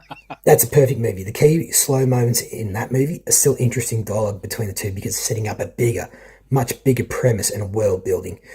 This film does that, but it's just, you know, very slow. Editing, like I mentioned earlier, fantastic for what this film is meant to be representing. But it just was, there was just those couple of moments that really took me out. Whatever And he's I'm like, talking fuck, to this could have been fucking 5 out of 5. But anywho, not trying to compare the pair, talking about this movie, I just wanted to quickly just mention why I give this a 4.8 and that a 5. So in saying that, this is your Kangabanger signing out. Look forward to hearing what you guys have to say about this movie, and please do not kill me. I'll kill you gentlemen I'm later. gonna Never. fucking kill him. I'm gonna I think it's fucking just- kill him. He just couldn't bear the thought of Bobby having a perfect score. That's all it No, is. of course. I know. You know what it is? I get it, right? But Because- here's the thing, though. Here's the thing. Now I'm gonna say this because we're not talking about T2. We wouldn't have T2 if T1 probably didn't do half the shit it did. Right. But once again, this is like what we've discussed before. This is, and it's all per person. but this is an alien versus aliens discussion, right? Sure, you wouldn't have the second one without the OG, but a lot of people prefer that second one over the OG. I love the So- OG best. No. And once again, it is pers- such a, And it like is I such a said, neck and neck. I love the second one better than the first right. one. I'm there with you, Scoops. Like, dude, it's like a nut hair of a fucking difference. You know what I mean? Like, but if you're like, if you were gonna ask me, like, yo, man, do you want the ultimate dad movie? I'm gonna say Aliens, over. Fair enough. But that's because I also feel like with that one, I can also watch with my family a little bit more. Maybe I don't know. True, because that's something kids can watch more. And I'm not saying it's family friendly. But there's a little kid who never dies in it. You know what I mean? So I feel like that's a saving grace. And it's very action oriented versus Alien, which is more story driven. Yes, 100%, dude. Until the end. Like, listen, like I said, dude, it's literally a fucking like the most minute difference. And I get it, man. We'll get to my score when we get to that point. Not there yet, buddy. I will not continue that. All right. Just remember, Terminator walked so T2 could run. Oh, fuck yeah, bro. So T1000 could run. And but I will Yeah. say, when he said there were, Flat hand style, dude. when he said there were slow moments, I will say, like, this movie needed those because it's all fresh, it's all new. You need to understand a little bit I don't more. think because, I don't think there were slow well, no, moments. no. I don't think there were slow moments, but there definitely needed to be moments with Kyle and Sarah as to why. Because it's like she's like, my life just got turned upside down. I have questions. Yeah, you have to have scenes like that. Otherwise, you're not going to buy into this whole instant romance. Right. Part And of even that, my wife kind of questioned that. She's like, what? She's like, where did this spawn from? I'm like, the dude's saving her life, and she's like, she's kind of After he kidnapped her, together. it's Stockholm syndrome. Yeah. Essentially, yeah, not wrong. Yeah, for sure. No, well, thank you for that, Brody. So Brody gave it a 4. Brody, you don't have to change your score. Just if everybody else is doing it, don't jump off the bridge. Yeah, you don't have to. When I see you in Stay person, true. I'll still give you a little love tap. No, he wasn't changing his score. He's saying it's probably going to average out to almost a 5. But a 4.8 is going to bring it down. It's probably going to be like a 4.9. Yeah, that's It's gonna be a where I 5. was, All for right, sure. it's gonna be a 5. And I mean, Bob's I like, rounded up Ghostbusters so we could have a perfect 5. It happens. All right. So yeah, I think Brody hits the nail on that. Whatever. There isn't any like crazy shot cinematography wise, but I do like what he's saying with the future because it's such a different take and like from what the present, whatever. On top of like, I don't know, just the matted backgrounds and like the layering of it all. It really fucking comes together. Obviously, Star Wars did that shit too, but that scene alone, I don't know if you boys ever played T2, the arcade game. Yeah, Mhm. yeah. Where it's actually like the fucking, like that scene in this one reminded me of that game, dude, where it actually showed like Reese doing like the full like run with his partner there. And I'm just like, fuck, I want to play that fucking game, dude. Dude, Just I have was a little laughing. cursor show up I and was be like, laughing so hard at that scene because he's hauling ass in that truck, hitting those fucking bumps and everything, and there's the gunner in the back just flopping up and Oh, fuck down. yeah, he is, dude. Yeah. That dude was That's just how you strapped did in, it, bro. Dude never stood a fucking I chance, was bro. laughing so hard. So that, you know what? I remember watching this with somebody. I don't even remember who it was, and I apologize. But they were confused on how they were like, how does he know how to drive so well against the cops and shit? And then they show that scene. I'm like, right there. Fucking Yeah, they answer. had answer. vehicles. Like, that's what I'm saying. Like, but this movie's so tight. Like, I feel like everything is kind of explained for like potential questions. For, like No, it is. Like you just said, you're asking that question. Usually in most of Cameron's movies, the next scene, the answer is pretty much right there. dude, I haven't watched The Abyss in a long time. I should. I always enjoy that one. I'm not a huge fan. It's of a slower one. I'm not going It to is. say it's not, but No, But you want to watch the special edition where it shows the more threatening ending where the aliens are threatening to wipe out all of mankind. yeah. did I? I mean, it's better than Sphere, but I haven't watched that either. Did we do the Abyss for this show? Why am I thinking? It we was did or we alright. didn't? No, we didn't. Okay. no, we've never done the. I don't think The Abyss would really. The Abyss count wouldn't in fit. yeah, No, that's it's a not little horror. more like Amblin Entertainment kind of. Okay. That's a good fan. I don't know. That was always another family '80s movie. I always thought. I mean, that would be for like a different Gore More offshoot podcast. Yeah, that's true. Oh my god, dude! Just More. 80s movies. You're just Oh going my completely God. rogue. And we'll call Just- it was the 80s, man. So like all of a sudden you just do a whole water weekend where you're doing like that, and then you do Splash, and then you do fucking like some other shit. Oh, that would be. I always say okay. Splash because when I was down in fucking Myrtle Beach, somehow my whole family ended up watching Splash. I don't know why. I haven't seen that movie in fucking over 30 goddamn years, dude. We could do like probably 2 months of episodes just on fucking fraternity sex Oh my comedies from the God. 80s. Yes. Oh my God, that would be fun. Honestly, I would just want a whole Tom Hanks block, bro. You just do Burbs. Yes, Money the Pit, Burbs, Dragnet. fucking- Money yeah. Pit, Bachelor party, man. I Turner love and that one. Hooch. It's so funny. Alrighty. Okay, so Chad Daddy, what I are know you got a behind lot. the yeah, I was gonna say I know I you got a probably lot of got behind the scenes, and I lot. know it's a lot of stuff that we all know, but our listeners may not. So Okay. it's That's common good. knowledge to us. So the initial outline of the script involved 2 Terminators being sent to the past. The first was similar to the Terminator in the film, while the second was made of liquid metal and could not be destroyed with conventional weaponry.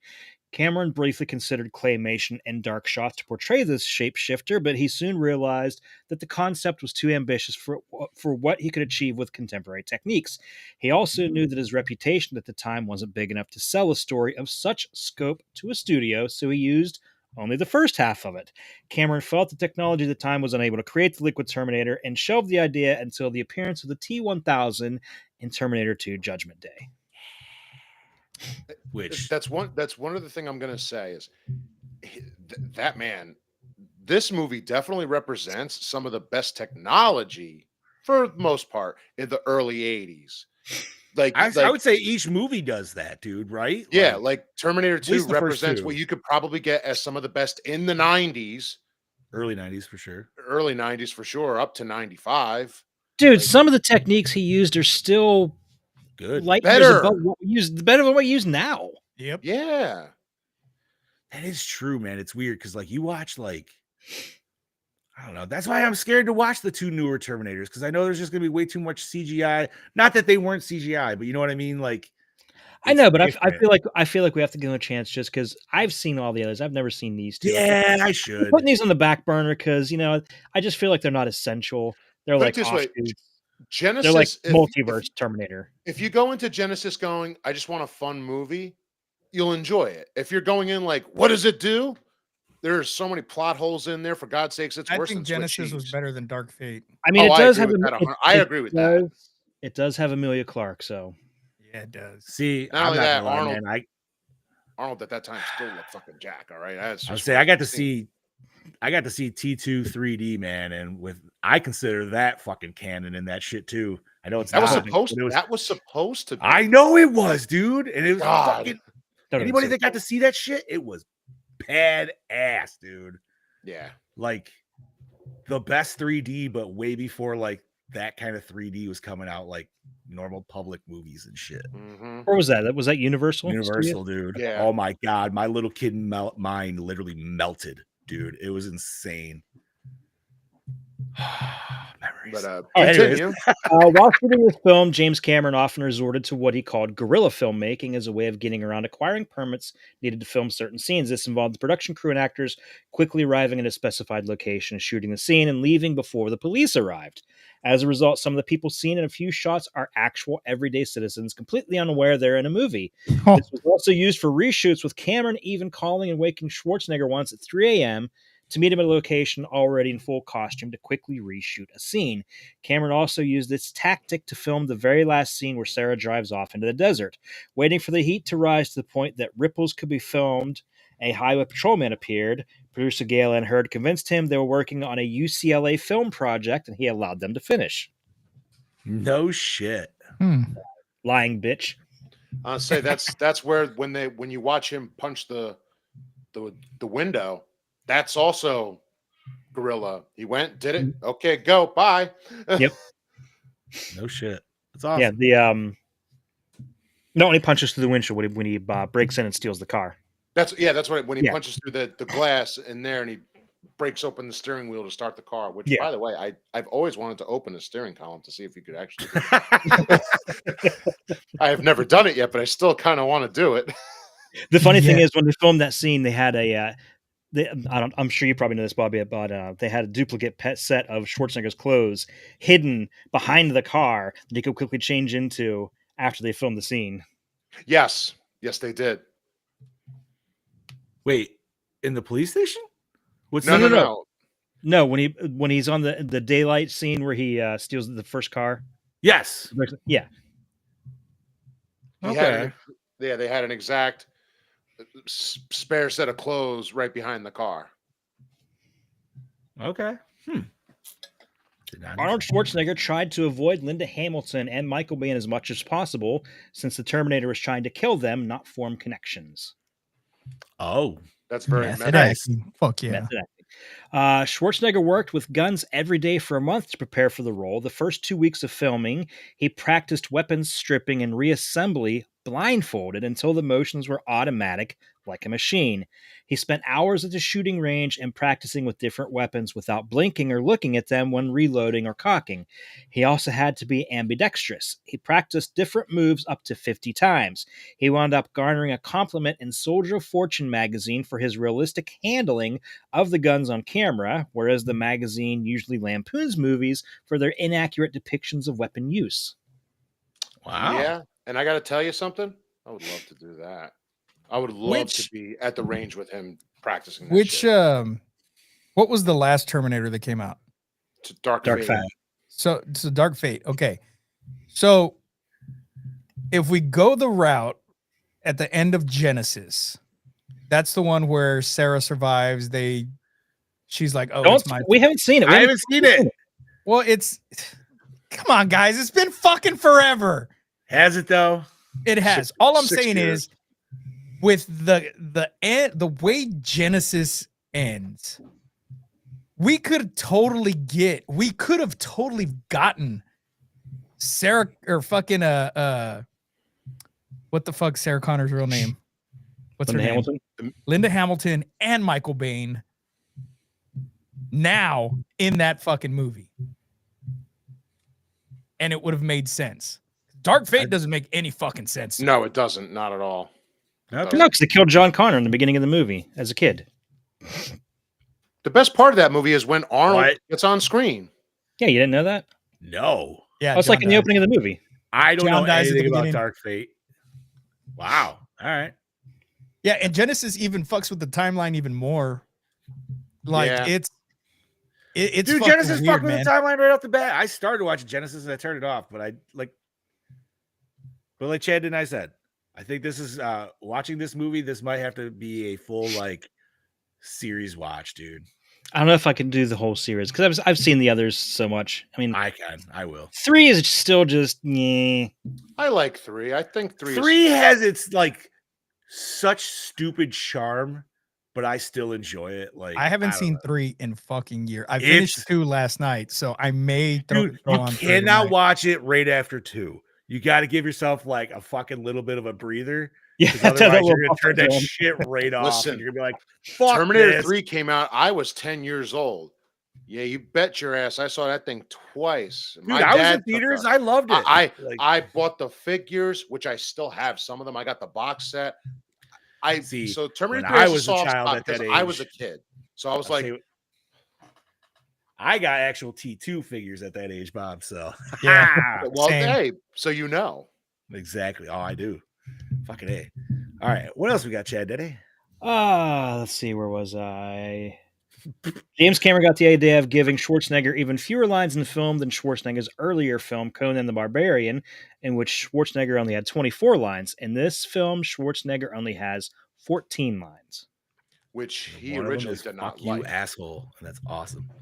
And one of them is one of the most iconic lines ever repeated to this day. I'll be Bobby. back. I was going to say, Bobby, you want to say it? You actually sound more like Arnie. I'll be back. They throw you up against the wall like a piece of wet bologna. They do it like Will Sasso fucking.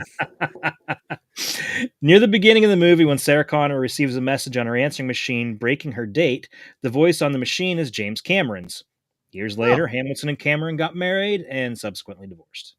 Oh. Yeah. Oh yeah, I So- forgot that it was a quick little So did I.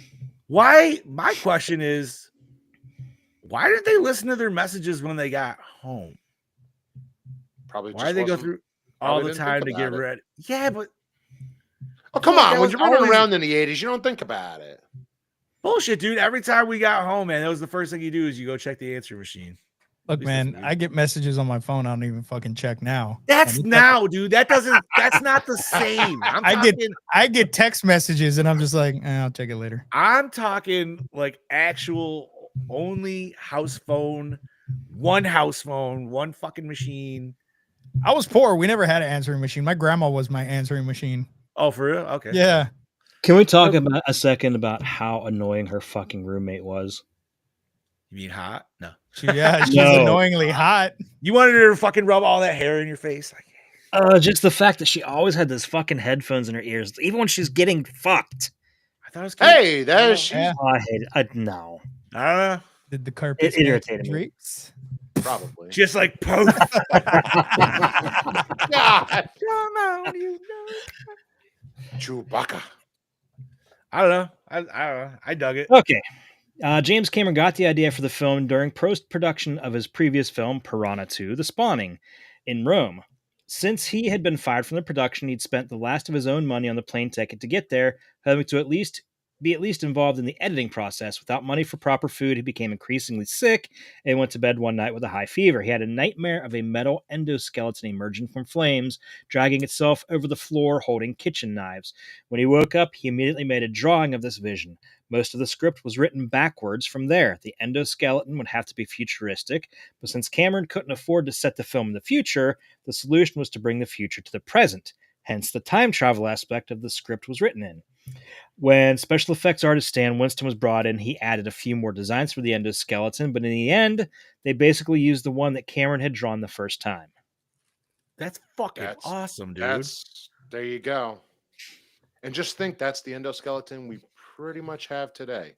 Yeah. And it's Couple iconic. minor And it's differences fucking now. iconic, man. Yeah. This is the design for the endoskeleton is one of those you don't fuck with perfection. Mhm. While we have gotten variations of them, which are still relatively pretty cool, you know what I mean? But the Yeah. The you know, 'cause 800 even the 600, I The like 600 the was design cool of the looking. 600. The 600 600 is fucking really cool cool. looking. Yeah, the The 600 is 600 in Salvation, right? Yeah. yes. There was Yeah. You about could the see one that with that the, was one. minigun. Yeah. Yes. Yeah, You that could was see that thing badass. was one beefy motherfucker. For It sure. was. It was like a mini tank. That And Yeah, I but that didn't shit would be learn a badass cosplay, dude. I didn't learn that the ones with the double guns weren't T800s, they were T805s until I played the game. Yeah, I don't know if the game like adds its own lore into it or if it's I don't know, But- man.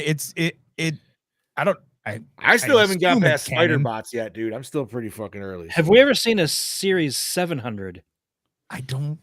Did they skip it? Do they go by no, double or they go No, by no. I 7, watched 8, a 4? video on it. They were made, but they were still they were even a little way underdeveloped. Even as much as the 600, they were trying all bunch. It didn't work.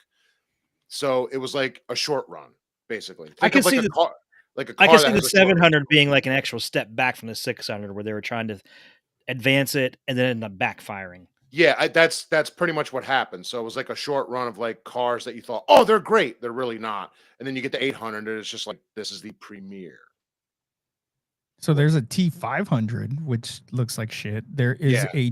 there's a T700 and a T799, Yeah. and then there's a I'm picturing- TS300.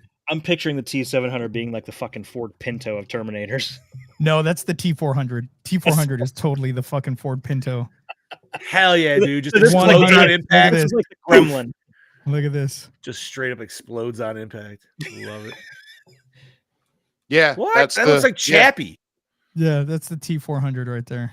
Mm-hmm. Yeah. Are those in the game? Not in this game. I'm sure they came. This is the T500, Excuse me. and then of All course right. there's no images for the other ones. But yeah, All right. Hey, look at Arnold's that. ass. Yeah. So, so the puppet of Arnold Schwarzenegger's face took 6 months to create. So And it looks pretty spot on. I was gonna say I can see both sides of this. I personally like it because even though, like, yeah, we know it's fake. I like that it has the robotic movement to it because it's like, yeah, but he is a robot, so it's Yeah. like it works for it. Where it's like Yeah. I can feel like kids watching it today and be like, that looks like shit. Fuck off. Mhm.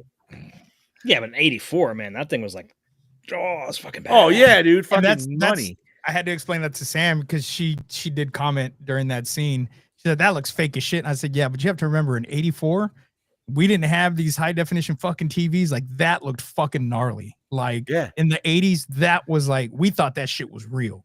Yeah, I remember jaw dropping the first time seeing that, dude. Just like, it's fucking, mwah.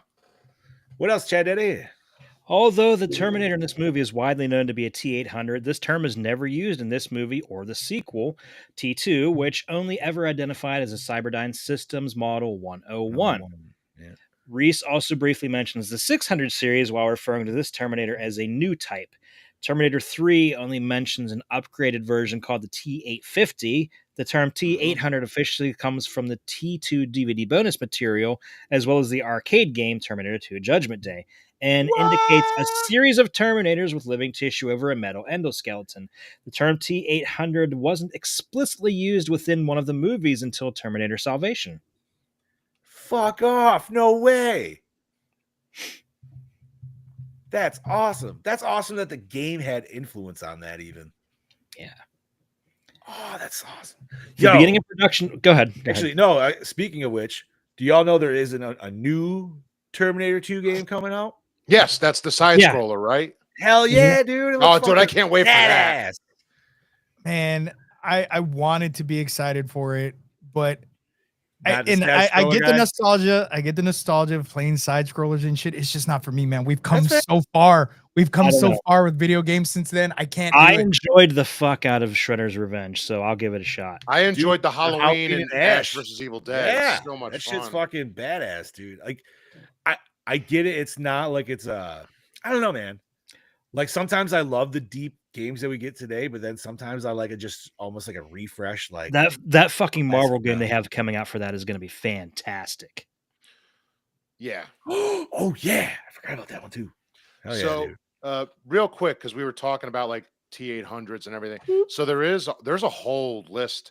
So there's non-humanoid hunter killers, which is the battlefield robots, and like it's a Moto Terminator, and then there's a T 1 million, which is a large polymimetic Terminator that guards Skynet. The humanoid hunter killers was T70, T400, T500, and then they made a T Infinity. I'm sure this is all lore. And then we get into the ones we all know. T600, that was the first infiltrator. T700, the T800. What was Sam Worthington in fucking Salvation? He was a prototype. He was a I was gonna say, prototype. he's just a one-off, dude, right? 'Cause They it's don't like- they don't even have a name for him. There's not even a name here. But they have the T900 or 850 is Rise of the Machines, TX. And then the T900 is Sarah Connor Chronicles, T1000. TX with the I think inflated we all know titties. where that comes from. The T3000 is Connor and Terminator Genesis. And What? then you had the Rev 9 in Dark Fate. Thanks, Bobby. You're welcome.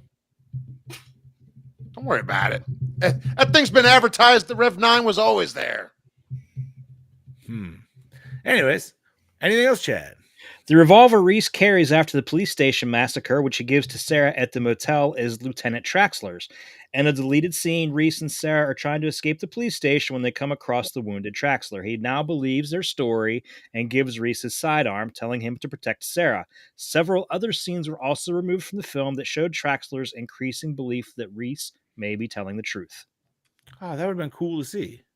It is a good scene. I mean, it's probably not. It's definitely Yeah, not. it's not, needed. they're on the DVDs and stuff. The deleted scenes are Yeah. there. I'll have to check them out. Mel Gibson turned down the role of the Terminator, simply feeling he wasn't right for the part. After seeing the film, he praised Schwarzenegger as a much better choice. Yeah, definitely. I 100 would fucking agree. percent. Yeah. I would actually 100% agree with him. Yes. Yeah. You were a Uh-huh. you would have not been good for that role. Oh, and just real quick, Marcus, it was the specific name is the infiltration prototype. Oh, word. He doesn't have a T No, that's fine. model Yeah. number. He's just the infiltration prototype. one of a kind. All right. Chad Daddy? Two deleted scenes gave Skynet and the Future War some more background. The first was a scene where Sarah locates the Cyberdyne company that will be responsible for building Skynet and the Terminators. She tries to convince Reese that they should destroy their building in order to prevent the dark future from ever happening, but Reese tells her that his mission is conserving the future, not changing it. The second scene shows that Cyberdyne owns the factory where Sarah battled a Terminator and that one of their employees finds the Terminator's microchip, which actually causes Skynet to exist in the first place. The scenes were originally part of a larger subplot where Sarah and Kyle eventually agreed to blow up Cyberdyne, which is why they were making bombs in the first place. Ending up inside Cyberdyne factory while on the run for the Terminator wasn't a total coincidence, as they were purposely heading that way to destroy it. The subplot did end up in the novelization. Skynet's origin and the destruction of Cyberdyne became major plot points for the sequel instead. Director James Cameron cut the scenes because he wanted to leave some questions yet unanswered, which he never regretted, as he can make an entire sequel out of the unused ideas. I love the deleted scenes are great, though. I do like them. Mm-hmm. King Jimmy, man. Never bet against him. And always winning. Paramount was one of the studios that wanted to produce this film, but they stipulated that James Cameron could not direct it since he hadn't proven his talent with a successful film yet. As this was Cameron's pet project at the time and he wanted to direct the film himself, he turned down their offer. Paramount would later be the main studio behind the fifth film of the franchise, Terminator Genesis. Mm-hmm. All right. Took them all that time. The Terminator endoskeleton was very hard and heavy.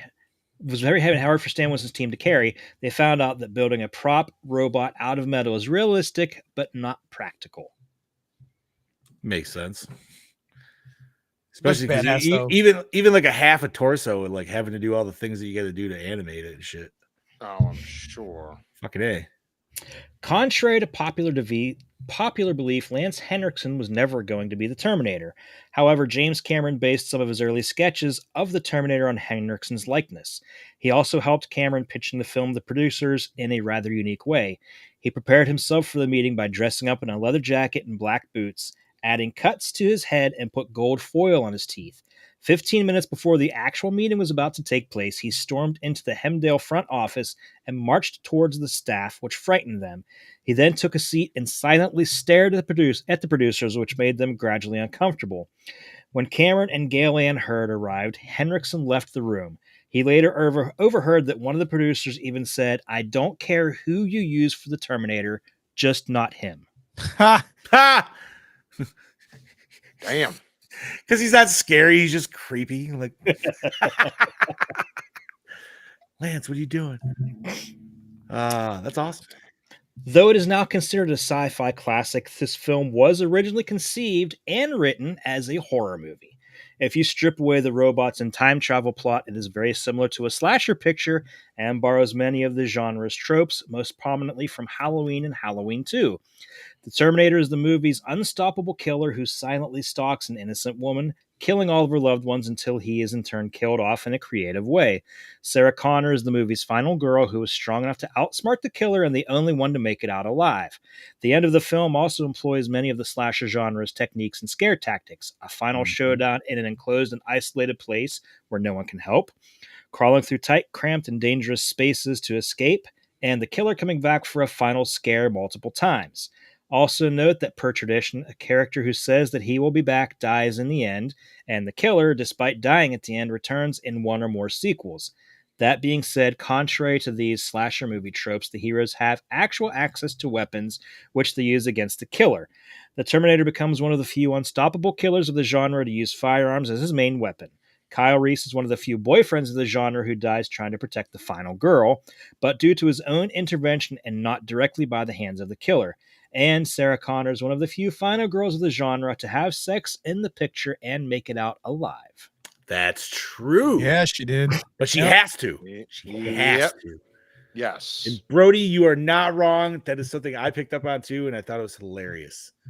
Like every time fucking Lance Henriksen was trying to say something, like when he was talking about his little cut, he's like, "Yeah, there's one time he's like, Chief's like, yeah, Thank shut you. the fuck up. Nobody cares. The original treatment by James Cameron included the detail that the Terminator needed to eat periodically in order for his human flesh to survive. A scene is included where the Terminator eats a candy bar, wrapper, and all. This detail was incorporated into the script for Terminator 3, with the Terminator selecting Neapolitan wafers by Manor, Schwarzenegger's favorite Austrian wafer. When fans learned that the scene had been shot where the Terminator ate candy, the reaction was overwhelmingly negative and the scene was omitted. That's awesome. How are you doing that? I think it Skills? would have been cool, but I like the fact that you also don't need that. We find No, out I later mean, what- I don't know. Then we find out later what actually powers them and everything, but that's not till later anyway. So the Terminator companion novel does give an explanation as to why the Terminator's skin rots.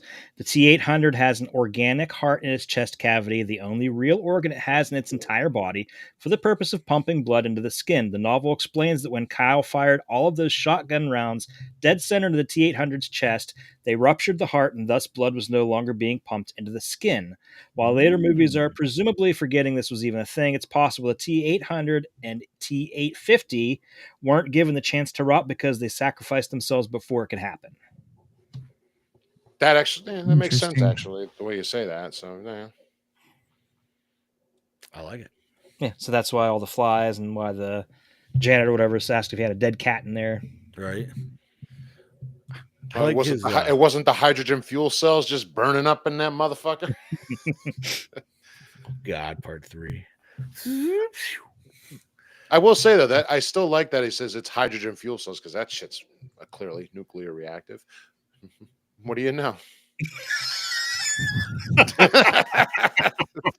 Scoots. Matt Dillon, Mickey Rourke, Christopher Reeve, Kurt Russell, Treat Williams, and Bruce Willis were considered for the role of Kyle Reese. Ooh, Christopher Reeves? Superman? He's taller than Arnold, isn't he? Holy shit. Yeah, I That think wouldn't have worked. he's like No, 6'6", ain't he? Is he? Was he? I don't thought you were know. going to say Christopher Reeves as the Terminator because that also would have been fucking probably awesome. That would have been cool. He's like 6'4", maybe, I think. I think he's Yeah, 6'4". Arnold- dude. yeah, Arnold's only Arnold like was 6'1", 6'2". 6'2". He was 6'2". So not much difference, but still. So, in addition, Michael Douglas, Kevin Kline, Sylvester Stallone, Tom Selleck, Randy Quaid, and Lance Henriksen were strongly considered for the role of Terminator. Randy Quaid is the fucking What the fuck? What? I want to see that fucking Cousin Eddie? movie, dude. That's Yeah, what we we need to see need to that see. part of the multiverse where fucking Cousin Eddie was fucking Terminator. He got that job, dude. Shitters fool. The I'm fourth. Watch him play a really Full fucking shitter. scary fucking Terminator somehow, dude. I Like, mean, we've only known him in comedy roles and shit. I don't know if he's ever done anything like some serious acting chop shit, but not that I'm aware of. I don't know. oh, man, I, it's a I can only weird think of fucking him in thought, dude. comedies. I can't think of him doing anything serious. Well, Yeah, dude. probably the most Hard. serious thing he did was Independence Day, and there was still a good bit of comedy in his role. Yeah, because Oh, he was still he aloof, but you still like love him because he's a good he dad. did play Colonel Tom Parker in one Elvis miniseries many years ago. Briefly. I'm thinking about Continue. Independence Day. The $4.50 cover charge for Tech Noir comes out to about $13.20 in today's dollars. Fuck that. That's a high cover fuck charge. That's that, a yeah. high cover charge. Fuck all that. I'm just gonna go to the bar. They gotta pay for all those fucking lights in there, bro. A lot of them. 2 years prior to this, Paul Winfield, who played Lieutenant Traxler, appeared in Star Trek II: The Wrath of Khan, sharing all of his scenes with Walter Koenig as Pavel Chekhov. In this film, he shares scenes with Michael Biehn's Kyle Reese. Both roles would later be played by the late Anton Yelchin. Oh Yep. shit! Oh yeah. Yep. Hell yeah. Gene says that he's the sheriff in The Wraith. I've never seen The Wraith. I've I never seen that have, either. but it's been Chad, a you hot- you guys did that before Bob and I were even on the show or anything. Oh, Yeah, that was first like 20 fucking episodes or some shit. That was with Charlie Sheen, right? Mhm. Yeah, I never watched that one. it was decent. Yeah. It's the race car one, right? Yeah. Yeah. This, I can't confirm this, but the original theatrical release ended with mushroom clouds in the distance. Subsequent versions show Connor driving off into the distance. You know what? I don't know why, but in my mind, when watching it last night, I had that thought. I've seen a mushroom version. clouds? Yes, I've seen a version where there's mushroom clouds in the fucking background. Can't say I ever have. Now I don't remember now. I've always I seen don't that painted matte painting of the. Oh, that was a pretty shitty one too. Horrible. It's like, I well, used we're to out of think budget. that thing looked so awesome as a kid, bro. know. As a kid, it looks great. Watching it last night, like, that's clearly a matte painting and a bad. I mean, one you at know what, that. man? I still dig it. I don't know why it works for it, like, because there's so much other matte paintings in there too. So. Anything else, Chad Daddy? The last bit here, I'll cover some deleted scenes. So, the special edition DVD features these following deleted scenes: a brief introduction to Sarah at work, where she practices being a cheerful waitress. A longer version of the killing of the first Sarah Connor, showing the T-800 walking away from the house in broad daylight, completely Yes. ignoring the horrified neighbors and witnesses. Mm-hmm. A bunch of brief scenes showing Volkovich and Traxler in their police cruiser, as well as a scene where Reese and Sarah find Traxler shot. He gives Reese his gun, blah, blah, I already covered that. Long scene where Sarah sneaks off and calls her mother and tells her to go and hide at the cabin. Afterwards, she looks through the phone book and finds Cyberdyne's address. She asks Reese if they can attack the Cyberdyne building and make sure the possible future never occurs. Reese declines and tells her it's not his mission. Sarah becomes angry and runs away, and Reese chases her down. When she hits him to get away, he pulls a gun on her, which chastises him. Sarah breaks down, horrified of spending the rest of her life running from the Terminator. Reese breaks down crying over the beauty of nature and the pain of knowing it's going to be later destroyed by the machines. Reese then agrees to destroy Cyberdyne. Real quick, that scene you just mentioned, you want to know where that building was? That building is in Friday the 13th, Part 3 in the beginning. That's where Jason gets his clothes. It's the same exact building. The grocery store? Yep. Oh. All right. Nice. A post-sex scene showing Sarah tickling Reese and his confusion by the sensation, having never been tickled before. What? Tickle, tickle, tickle. What the fuck was that? Right? He just, Well, I just tickled your pickle. See that I have trouble believing, just simply because kids would still do stuff like that. Yeah, but you don't know what he kind of. I don't know, man. The kids we he saw was- were huddled he around said the he learned how to. fucking TV. He said he learned how to make bombs as a kid, dude. I don't know how much tickling he was doing. I don't know. Because he grew up in that. He didn't. It wasn't growing up and then that happened. He grew up in that. But See, but then the later movies fucking fuck with the goddamn story. yo, Because you're led to believe that he was born after Judgment Day. yeah, and he is. Watch the other movies. Well, remember Judgment Day, the date. I know Day it keeps changes. changes. It changes. Yeah.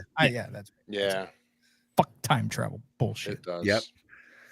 Looking at you, Lost season 5, right there.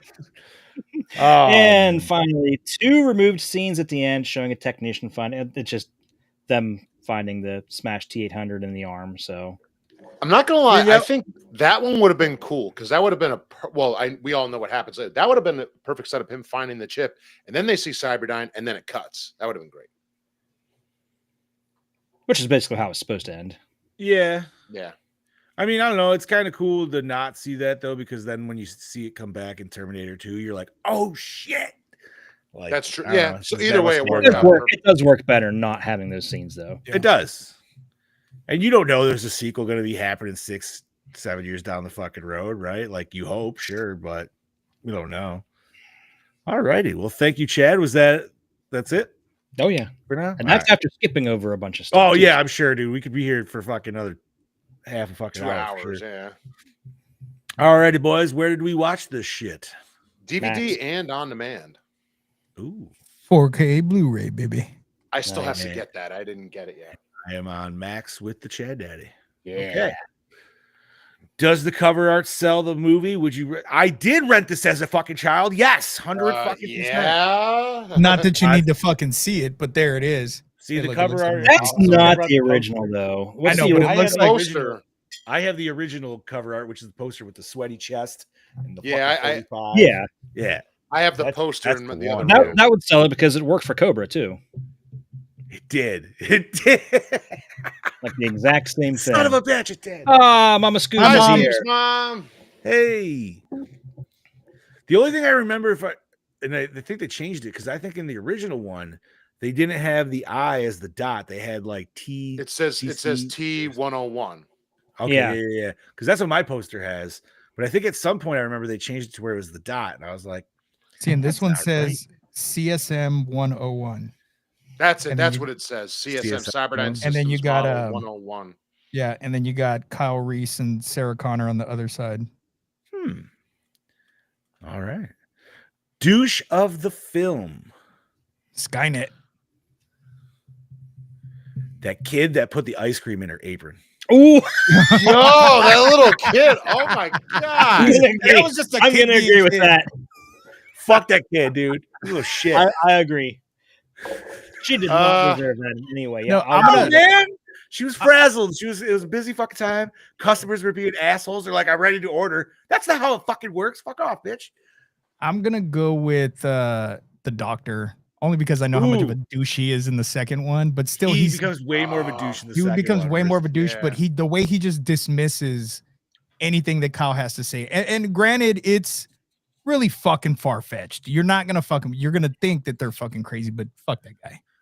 You know, so I'm actually going Uh. to agree. I'm going to agree with Scoobs. Not only that, because he walks past the Terminator. In the second one, he didn't think it existed still, considering he just walked past it. And in the third one, he Which- recognizes it. So that guy had it coming. So he's definitely the But- douche. Even in the second one, how did he not realize? Because in the third one, I know he talks about like delusions and stuff. Because he saw T1000 walk through the fucking door. Mhm. You know what I mean? Like, either you got to think you're hallucinating at some point, or you're like, oh man, maybe these fuckers know what they're. You know what? talking I meant to bring up. I know we're past discussion. Yeah, and yeah, shit. yeah, you're fine. That cop that was sitting at the front desk had more than enough time to jump the fuck out of the way.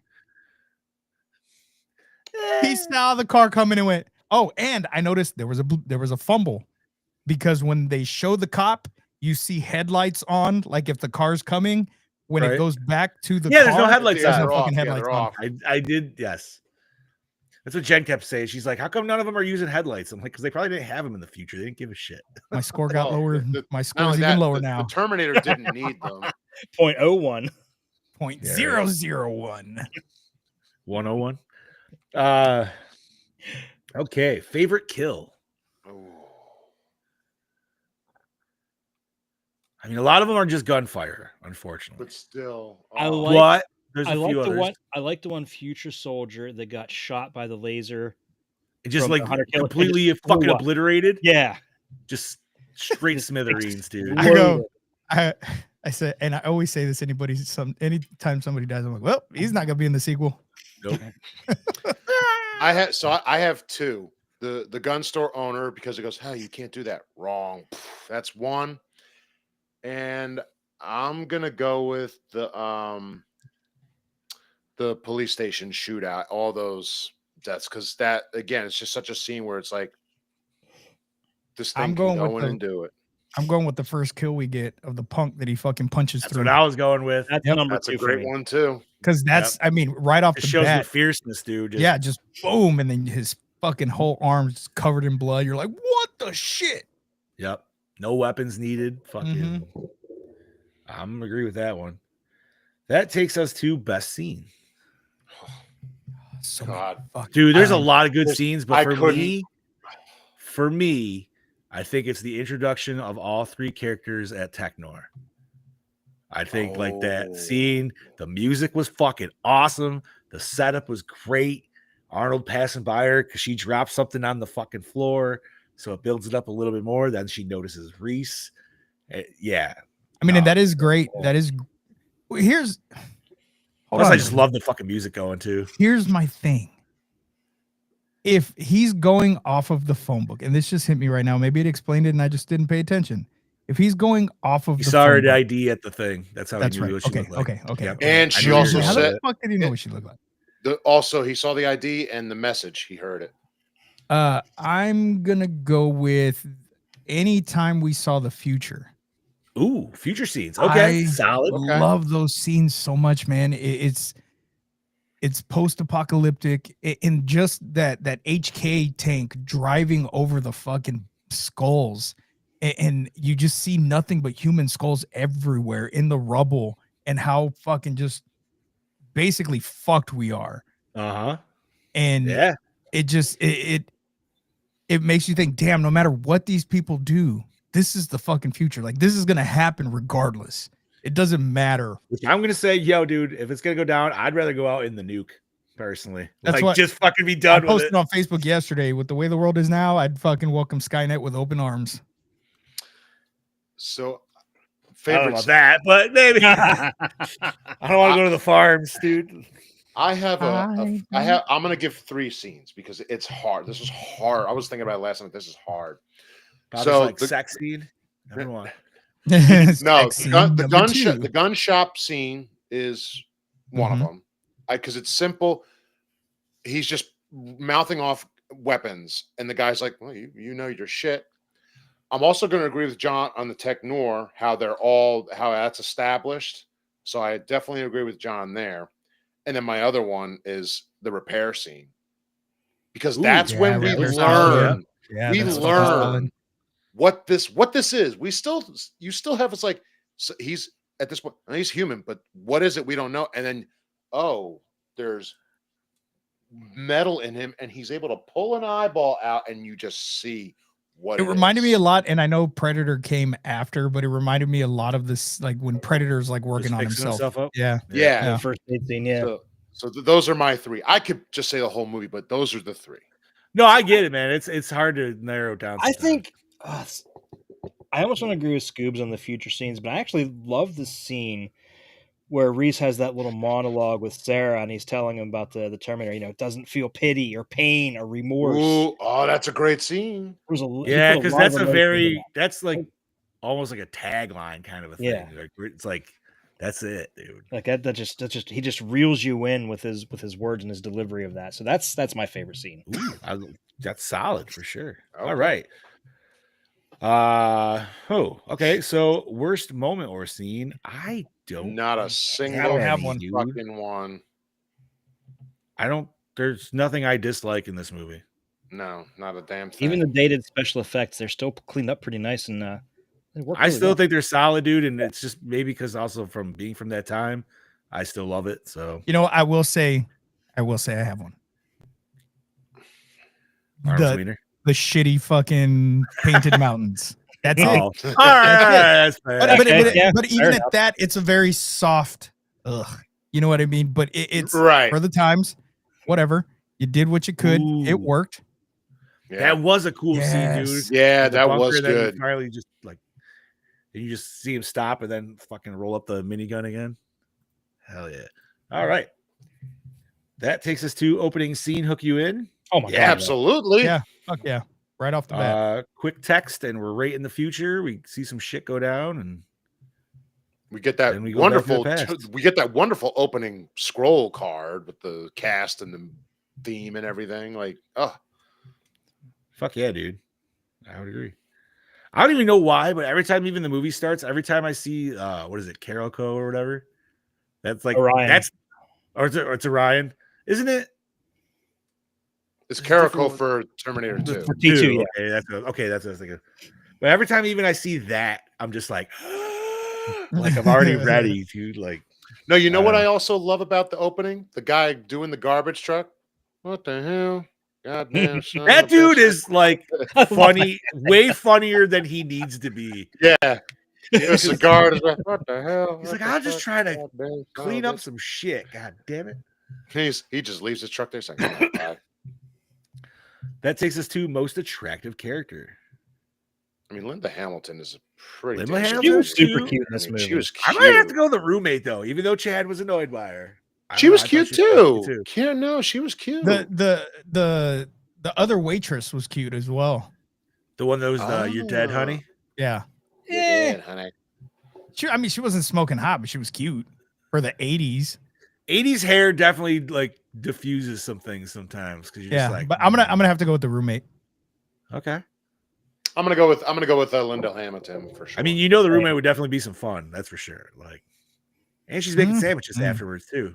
Yeah, Oh, for did you- herself. that bitch. sandwich was a mountain. She was gonna share it, you know. No, the fuck she wasn't. He was out cold. Not just the sandwich, but she even made celery with peanut butter on it. And That's a what I'm big saying, old man. glass From the of log, milk. baby. Hey, whatever happened to the iguana? We never got the follow up of that.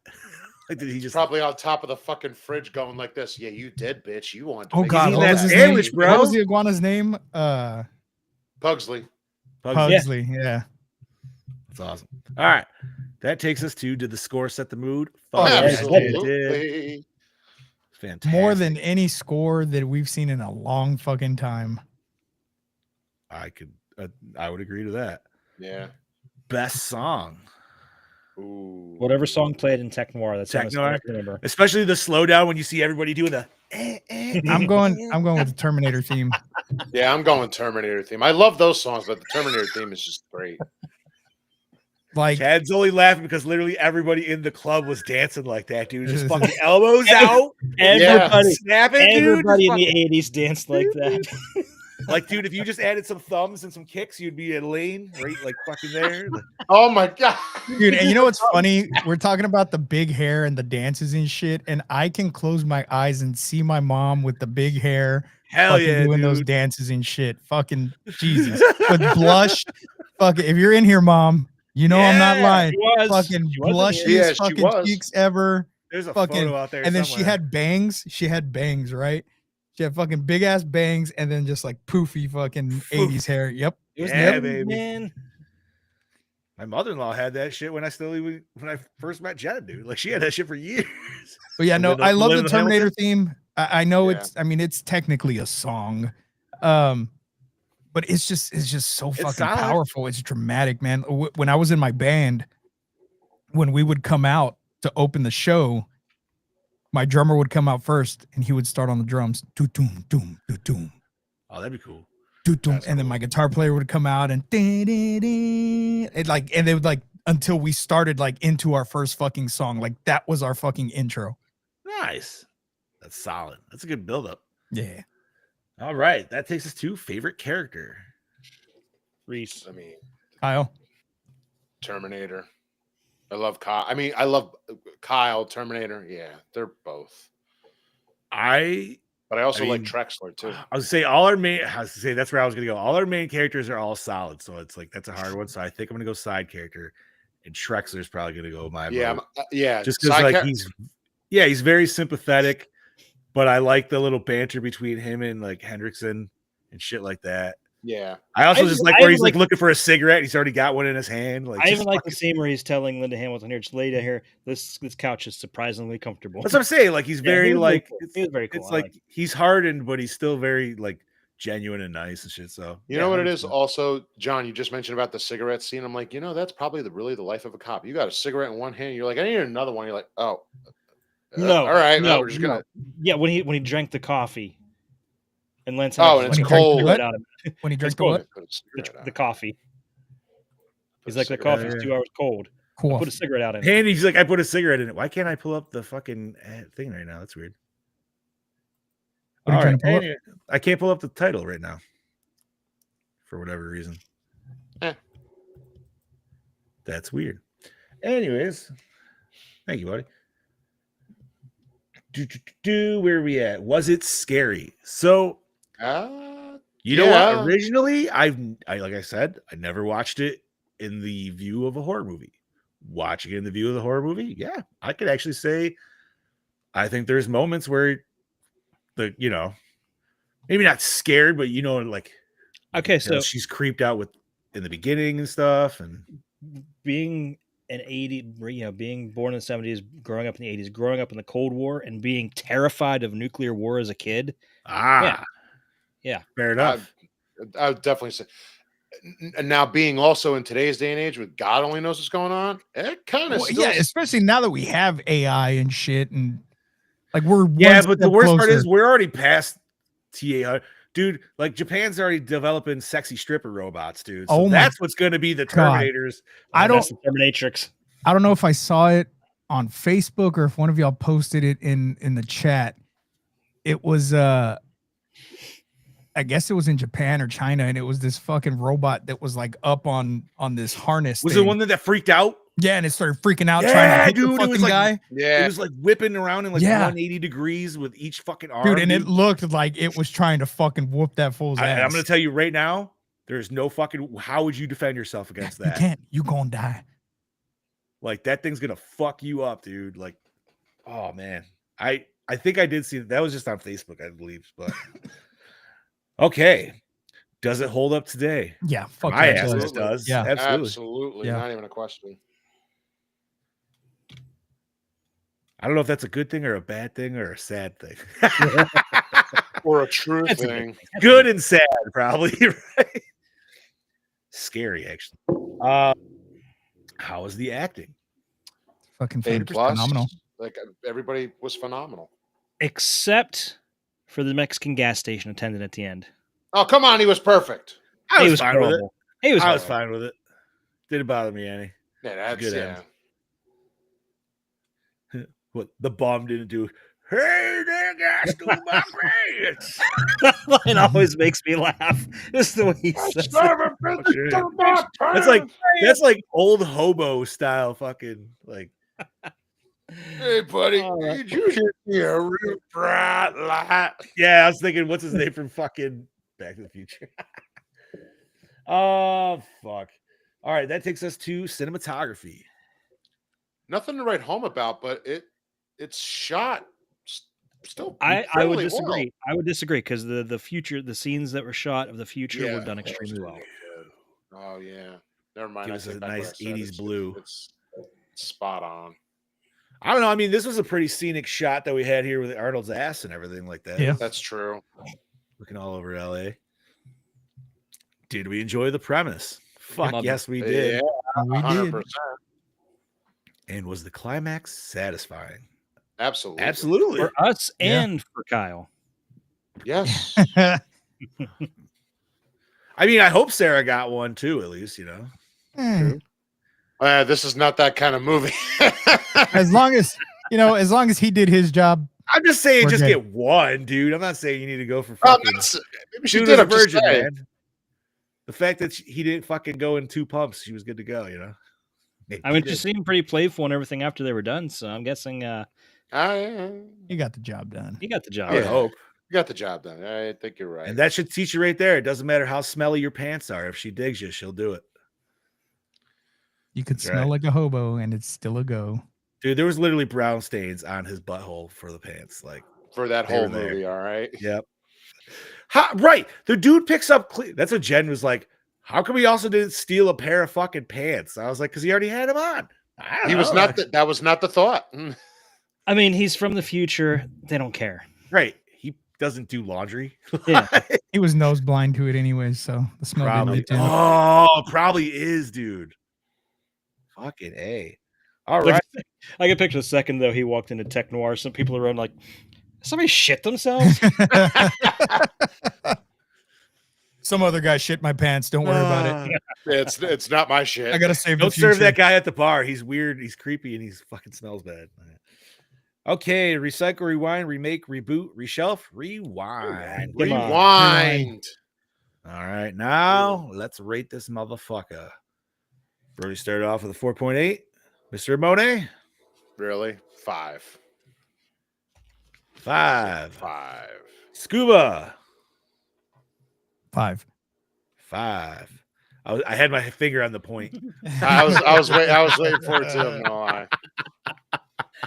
Jet Daddy, I can't disagree with that. There is nothing wrong with this movie whatsoever. I got to give it a 5 too. 5. And I'm right there with you, man. Like, I love the second one. I love them equally for different Yes. reasons. Yeah. Yes. Yeah. No, that's fair. And this one, I don't know, man. It's also nostalgic for me too, like I said, because it's one of those moments where it's like just you and your dad hanging out watching a fucking movie, Yep. right? So there's that Yep. too. But it's See, solid, man. that's what this makes me think of too, because I remember watching it with my dad. Yeah. And the fact that Chad Daddy gave me a different spin to even watch it under the guise of a Yeah. horror movie. Yeah. Changes it I'm so completely. glad you Awesome. Changes, right dude. by that, and you're like, holy shit, you're Yeah, right. thanks, Chad, because it just changes it. Because I love sci-fi, but I'm not a huge sci-fi fan. And watching this in the horror aspect of it just made it a completely new fucking movie for me. So Doesn't it? we do always add up with our decimals. It is a 4.96. That's a Perfect 5. That's a a 5. 5. It rounds up. Five. All right. We do our rounding. So Terminator 1984 gets Damn a it, Bobby. 5. Damn it. Look at that. What Brody did even you- tried to take it with this at the point 2 off. Still didn't work. Listen, I didn't put this on to have a 5. I put it on because I was like, I want. Well, no, us to and talk that's about- fair, and that's No, I fair know. because we didn't even have this I competition was going saying, on until that was done well before Yeah, this yeah, shit yeah. happened. Come on, Club Dread. Come on, Club Dread. So, speaking of other movies, Chad Daddy, what are we covering next week, brother? Well, next week we are dipping back into the VHS territory with VHS 2. Ooh, Which- baby. We can find that where Fubo. Shutter too. The fuck is Fubo? Fubo, Amazon. I wonder if it's on Shutter. I don't think it is I on don't think- Shudder. I Is it think just the last 3 are on yeah, Shutter? it's like Beyond 94 and I think one other are on And there. 85, right? 94, 99, 85, and beyond, I believe, is on Shutter. Yeah. Okay, so Fubo, and looks like you can rent it from pretty much everywhere else. So, all right. Now, like I said, unfortunately, I won't be here next Monday Yes. Oh. for 2 Okay. reasons. One, I'm supposed to have jury duty, but I got to call Friday to see if there's still a necessity for it. And it's Aha. also my son's birthday, so Word. Well,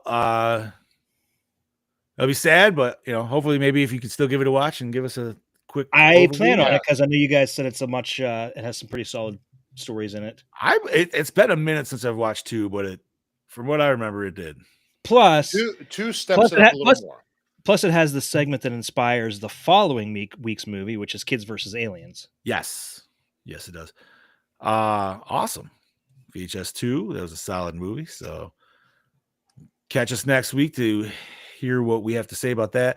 Is there anything else nerdy? I got nothing. We're already past 2 hours. So Yeah, Here's right. War Reloaded is coming to PS5, Xbox, and PC. That is all that I got. Here's I War do- on PS5. What? Yes, sir. Reload And I it. would like to mention that Thunderbolts had a very strong weekend, It is and fucking amazing. today we got the reason for the asterisk after Thunderbolts in the title, and that being that this Don't say it. Don't say it. dude, the cast revealed this. It's out there in the open. I know, and I hate that they fucking did that. It's the new Avengers. New Avengers. That's why that I mean, the New asterisk. Avengers. The movie is the new Avengers. It's not I- Thunderbolts. It's new Avengers. I kind of figured that much. Yeah. but- They've actually changed the name of the movie to New Avengers. Oh, all right. So I got to see that then. It was hands down probably the best Marvel movie I have seen In a minute. in a fucking long time. Really? It was funny. It was action packed. The story was absolutely fucking amazing. See, I I didn't- love the cast because believe it or not, I actually liked Black Widow. Well, and they even make a joke. They're like, Yelena says something like, "Can none of us fly? Do we all just shoot guns and kick?" Like, and so like they're very grounded, and they know that they are literally bottom of the barrel. The strongest one they have is fucking Bucky, and even he's made to not be the badass that we know him as compared to Sentry, which is. I love what they did with Sentry. They fucking pulled it off perfectly. And everybody's like, well, how are they supposed to? They're just regular people. How are they supposed to defeat Marvel's fucking Superman? They did it. They pulled it off, and it was fucking great. I'll check it out. I got to see that. Although I will say the end credit scene ruins the next movie that's coming out, which is Fantastic Four. Which, I mean, you fucking knew how that movie has to end anyways. So, but the end credit scene totally gives away what happens at the end of Fantastic Four. What? Yeah. That's I dumb. I'm so far behind. It's not. even Yeah, but funny. I feel like they've already kind of set it up to where if it has any idea of what I'm thinking, it makes sense. Yeah. Anyways, Nice. All right, so go see. By the way, the Thunderbolt. end credits scene was directed by the Russo brothers. Ooh. Okay, solid. Oh. Anything else, boys? That's all I got. got nothing right now. More next week. Alrighty, Bobby, start us off. This is your killing machine, Bobby Amone, saying thank you for joining us this week on the Gore and More podcast with the Terminator. Join us next week for VHS 2, fuckers. I'm your host with the ghost of Prince of the Paranormal, the Duke of the Dead, the almost dead himself, man, Lord Scubacabra, saying, see you next week for VHS 2. It's going to be a hell of a ride, baby. Nice. This is your Dark Lord of Knowledge, your Chad Daddy, way down yonder to Chattahoochee, saying, join these guys next week. I take the week off to spend with my boy. He'll be turning 11. And so I'll be back in 2 weeks. Johnny? All right. And I'm not so mean, Fluff Master Supreme, Big Johnny D, saying thank you once again, Gorehounds, for joining us for another fantastic episode of the Gore and More podcast. You know where to find us. You know where to share us if you could. Like, all that good stuff. And yeah, watch VHS 2. Join us next week with your thoughts. I'm missing something. Oh, yeah.